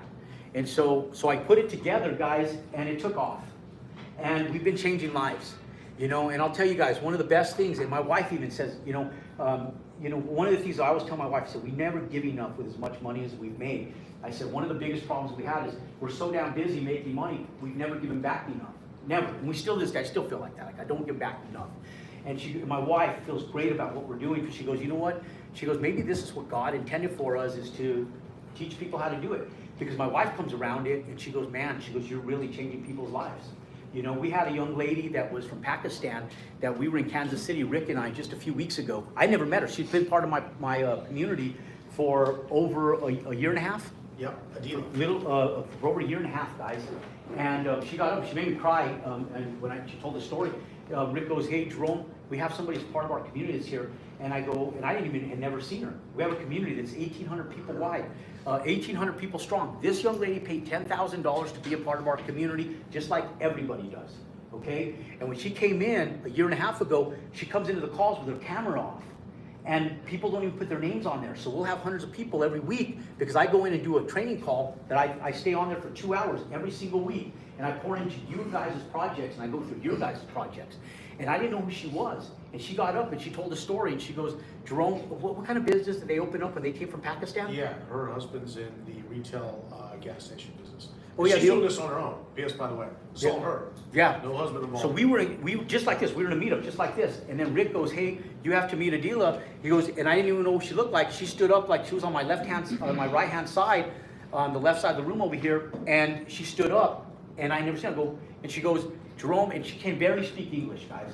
And her husband came over, opened up a convenience store and gas station, or bought one, or whatever they do. And they came from Pakistan just like 3 years ago, right? Like, they've only been here from Pakistan for like a few years. And she bought my program. And she came in and she built her first house, and she made $170,000, or how much did she make on her first house? She's about done with it right now. She's estimated to make in the 180s to 200. 180s to 200,000. Doesn't speak English very well. Woman in a man's industry, truth be told, and she went out all by herself, single-handedly, guys, without me even knowing what she was doing. Paid $10,000 to be a part of our community, and she got up, she goes, Jerome, you changed my life. She goes, to make that much money in the convenience store, takes us sometimes 2 years. She goes, this will change my life forever. And she was so adamant about it, she made me start crying. Like she broke me up at the event, and I sit back and I go, holy shit, it's that, guys. Some of you guys that are sitting here today, I know you guys don't know where you guys are gonna be in 2 years from now. I do. I do know where you'll be in 2 years from now. I know some of you guys don't, but I do.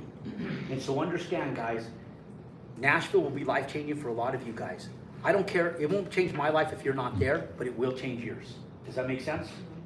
Whether you go or whether you're not there, we're still gonna have 200 people in that room. As soon as we had 200, we stopped selling tickets, and then we're almost sold out as it is right now, right? Last week, I think we were at 134, and we only marketed it for the last few weeks. And so I'll tell you guys, we're going to Chicago next Wednesday, and then we're gonna hit one more city before Nashville, and then we're doing one that Friday. If we have tickets left, we'll do Friday. We'll have 200 people there, we'll cap it off. If I do one post for one day on the internet, tickets will be sold out immediately. Does that make sense? So I don't care if you guys go or not. I'm just telling you guys, get your ass there, okay? You guys came to spend 2 hours here today. It will change your life, and I promise you that. Now look, guys, here's the thing. I'm gonna answer these guys some questions. There's still a lot of questions here that I'm gonna answer. But I know that some of you guys are sitting here today, and you guys don't wanna wait 30 days to get started in Nashville. Some of you guys wanna get started doing this immediately, don't you? How many of you guys wanna get going immediately and not wait till Nashville? Okay, so here's the thing, guys. Because life is going to have you. Between now and Nashville, if you guys don't get started doing something and you don't make a commitment, life will have you. Tomorrow morning, you'll have a flat tire. Your wife or your husband, something will happen. The kids will need something. Life happens, and then you're back at square one of what you were already doing, and the day that you invested today was a waste of time for those people that don't execute. Does that make sense? Yes. You leave with a lot more information, but no execution isn't worth shit. Make sense? Yes. Okay, so understand, guys. God gives us choices. It doesn't matter where you came from. Something, somehow, some way put us all in this exact same room today, in this moment. You guys weren't there with me when I was broke and I was living on the floor inside my office for 2.5 years. You guys weren't there when I was eating continental breakfast at every single hotel, and they knew I would walk in like, hey, Jerome, good morning again for your 500th time this last 2 years, right? You guys weren't there those days, but it still got me to where I am today, right? You guys might not be able to relate to where I am today, but I believe and I live exactly the way you guys do. I pour into my kids and love my kids the same way you guys do. And that's the truth of it, because I came from where you guys came from. My parents came, their first language was Spanish. They went to schools getting bullied by kids because they didn't speak English, you know? And so that's the world my parents came from, and my mom and dad told me, our job's to do better than our parents, your job's to do better than us. And I took that verbatim, and I took that to heart, and I've done it. And now it's your guys' turn to set that example for your kids. But first, you have to make a decision. And your decision comes from being able to go in and invest in yourself so I can pour into you guys in Nashville. Now, for those of you guys that don't want to wait till Nashville, I'm going to onboard 5 of you guys today and only 5 of you guys to our community today. Okay? Now, it does take a financial commitment, and today, it's $10,000 to be a part of our community, guys. It's by application only. And here's why. I don't need your $8,000, your $10,000. But you guys need our community. We have a community of over 1,800 people nationwide, and we have dozens of them right here in Atlanta that are already doing what you guys want to be doing and have been a part of our community before you guys. And so understand, guys, that when you guys come in, I want to be deep enough in your pocketbooks that I get your attention. Does that make sense? Because if I make it comfortable for you, you're not going to do shit. I want you to be somewhat uncomfortable so I have your attention. Now, if I go in and I make you guys make a commitment to me, I'm going to make you also make another commitment before I take your money. Because here's the thing, I don't need your money. Your money's not going to make a difference in my life. At the end of this year, guys, my projects will get developed, right? These guys were at Taylor Street. That project alone is a little tiny 31 unit. We'll make $3.8 to $4.2 million on that little build alone. And that's one of our tiny little armpit projects, guys. So understand that it won't make a difference or an impact on my life, but it will on yours. And the biggest thing is being able to put you guys in a position where you guys can go out and start executing immediately. You guys will come in, and if you guys come into our community, part of what Rick's going to be doing is making sure that you guys are going to take action. If you guys aren't gonna take action, we won't let you on board.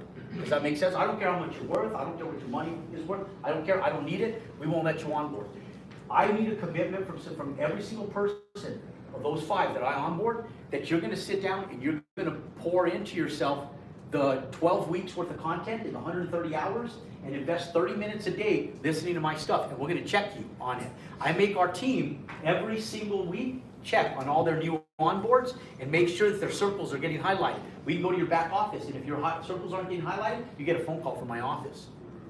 And it's going, hey, I onboarded you, you paid last week, and then we get a bunch of excuses. And we go, truth be told, get off your ass. I don't care what you have going on.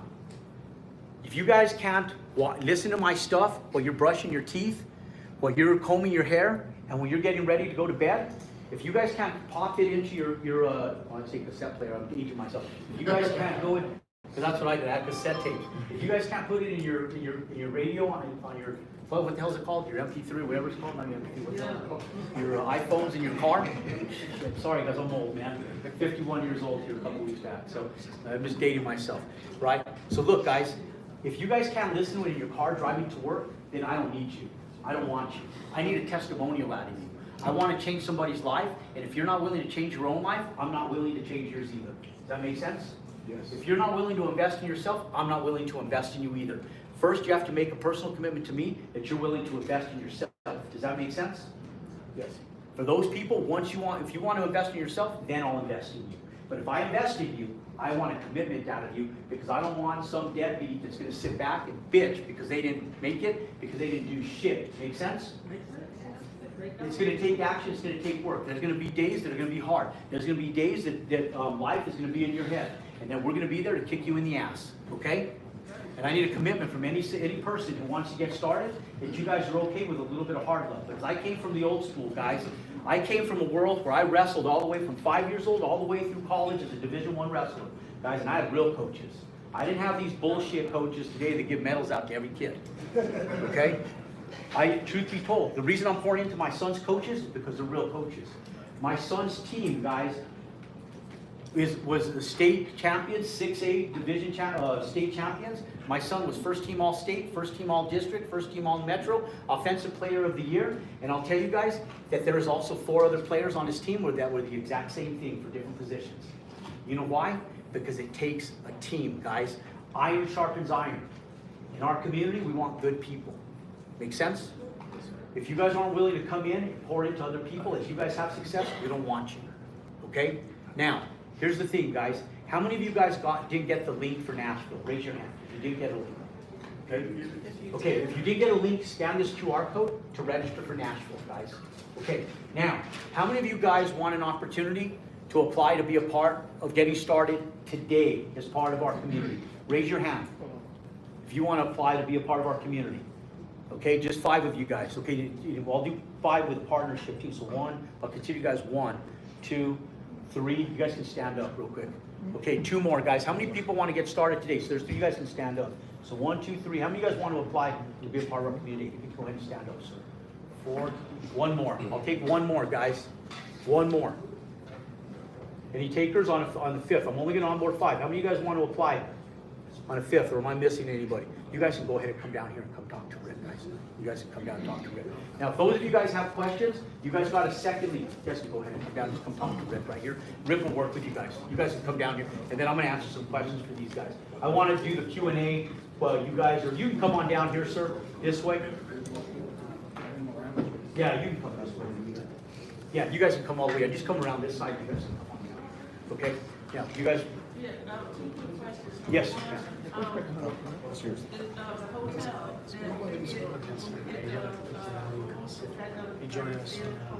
Yes, so you guys have a room block. It's going to be at the Gaylord Osprey in Nashville. That's right there next to the Grand Hall. It is. Yep, it sure is. Yep.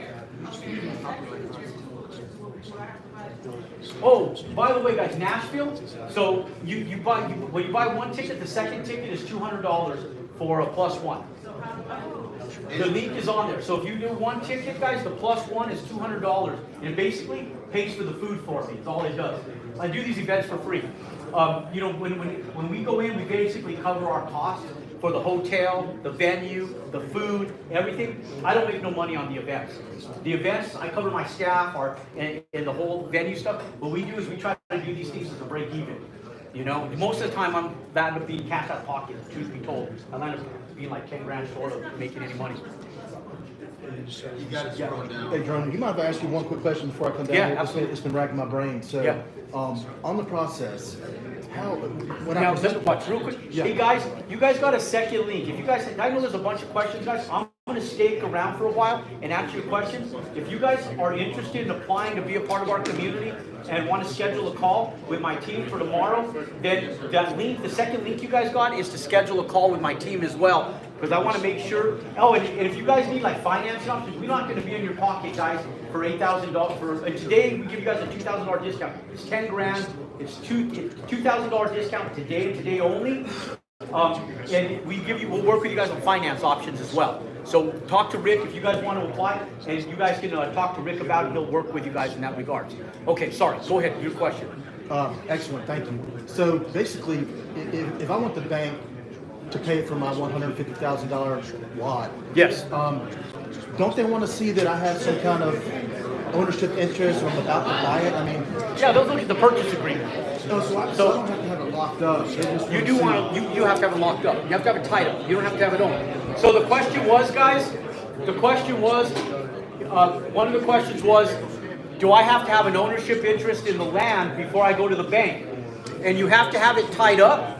And so what you'll do is you go to escrow, guys. You put the land in escrow. And if you guys don't have the money like to put the land in escrow stuff, we have bridge lenders, guys, that lend you guys. We have a company called Pathway Financial. We have another company called eFinancial that lend you guys bridge money with people as low as a 650 credit score. So we have a lot of options for you guys to be able to get you guys bridge lending, to get through this process, to get you guys started. And so the bank, you will have to have it tied up. We'll show you guys how to tie it up and not pay for it until you guys actually get to the closing table and you guys are getting to your end of construction. In fact, I just ran through that with Ridenhour and Cornelius today. That would be at the Nashville event? Awesome, thank you. All of that, guys. We're gonna do, all of that I have a in question. Nashville. Yes, ma'am. When you said cost segregate all your bills, what do you mean by that? So you cost any asset that you hold for long-term You holding. have them as different companies? I do them as different LLCs, yes, for liability purposes. You can put them all under one, don't recommend it, or you put them under separate ones. And then you only cost segregate assets that you're gonna hold long-term. You don't cost segregate houses you're gonna sell, because you can't cost segregate an asset that you're gonna sell, right? That's what you meant by the cost You don't want. segregation. We're gonna talk about that in the afternoon on Saturday in Nashville. It's cost segregation. And I have an affiliate, all the CPAs and stuff, that are part of our program. Once you guys are part of our community, you guys have access to all of that stuff. Our CPAs, our I'm attorneys. developing flash homes, so I don't, does your program deal with anything outside of this? We do. We have people in Canada, Mexico. I even have this guy in the French Riviera that's doing it right now. This guy Jake. Yeah. So we do. And then a lot of people in Canada. We have quite a few people in Canada. We have a few people in Mexico. We've got the French Riviera. Somewhere else. We've got some people from Nigeria and from Ethiopia that are part of our program. One of the prime ministers is part of our program. Is this guy comes in and does and they come in with our program stuff. They invest the money, that's the state, and then they put that money back in Nigeria, Ethiopia. Pretty cool. You'll see people from all over the world there. In San Francisco, 2 months ago, we had people from Nigeria, Ethiopia, Ghana. We had people from New Zealand. We had people from like 5 different countries. Our cost segregation. So I used to buy Jim Dunn. Yeah. He has American tax services. You're from San Francisco? You were in my workshop in San Francisco. Hey guys. What's your name again? Stan? Hey guys, Stan was up in our workshop in San Francisco back in February. Well, listen for a second, guys. Stand. And he hasn't told me. He just told me he was there. So he could tell you guys that it sucked if he wants to. How was San Francisco, bro? Tell him. The event was amazing. It was phenomenal, but forget about the event. The training, the training inside the membership portal. I've been in real estate for 30 years. I've bought everybody's stuff. Nobody comes close to what Jerome delivers in terms of the amount of detail, real world, the financial aspects, every single aspect of the building and the business. You part of the community, bro? Yes, I joined in San Francisco. That's why I came. That's why I came. He's part of our community, guys. Right after I left the Bill from my last in Serenity. You familiar with Serenity? Yeah, yeah. $680 square foot over there. Yeah. I got a question for you. Stay, and ask me the question. You even look younger. Yeah. Yes, sir. For like to do like a meetup out there, like this? I don't know. I was just down there. I haven't done one because I'm always down there doing them, so I haven't done one in a little while. So I don't know. Any way I can reach out, find out when your next one is down there? Yeah, absolutely. Get with Rick. Get with Rick. Make sure we have your contact information. We get with Rick specifically, so that way we can contact you when we're doing it. Okay. Appreciate your time and energy, brother. I'm Justin, by the way. Nice to brother. meet you. Just quick question about the loan product. So Yep. when I'm talking to the credit union, what do I want? You guys on YouTube, God bless you guys. You guys have a great day. If you guys want to come in on some of this, just DM me or message me, private message me, or hit me up. God bless you guys. You guys have a great day. Don't forget to subscribe and pound that thumbs up button.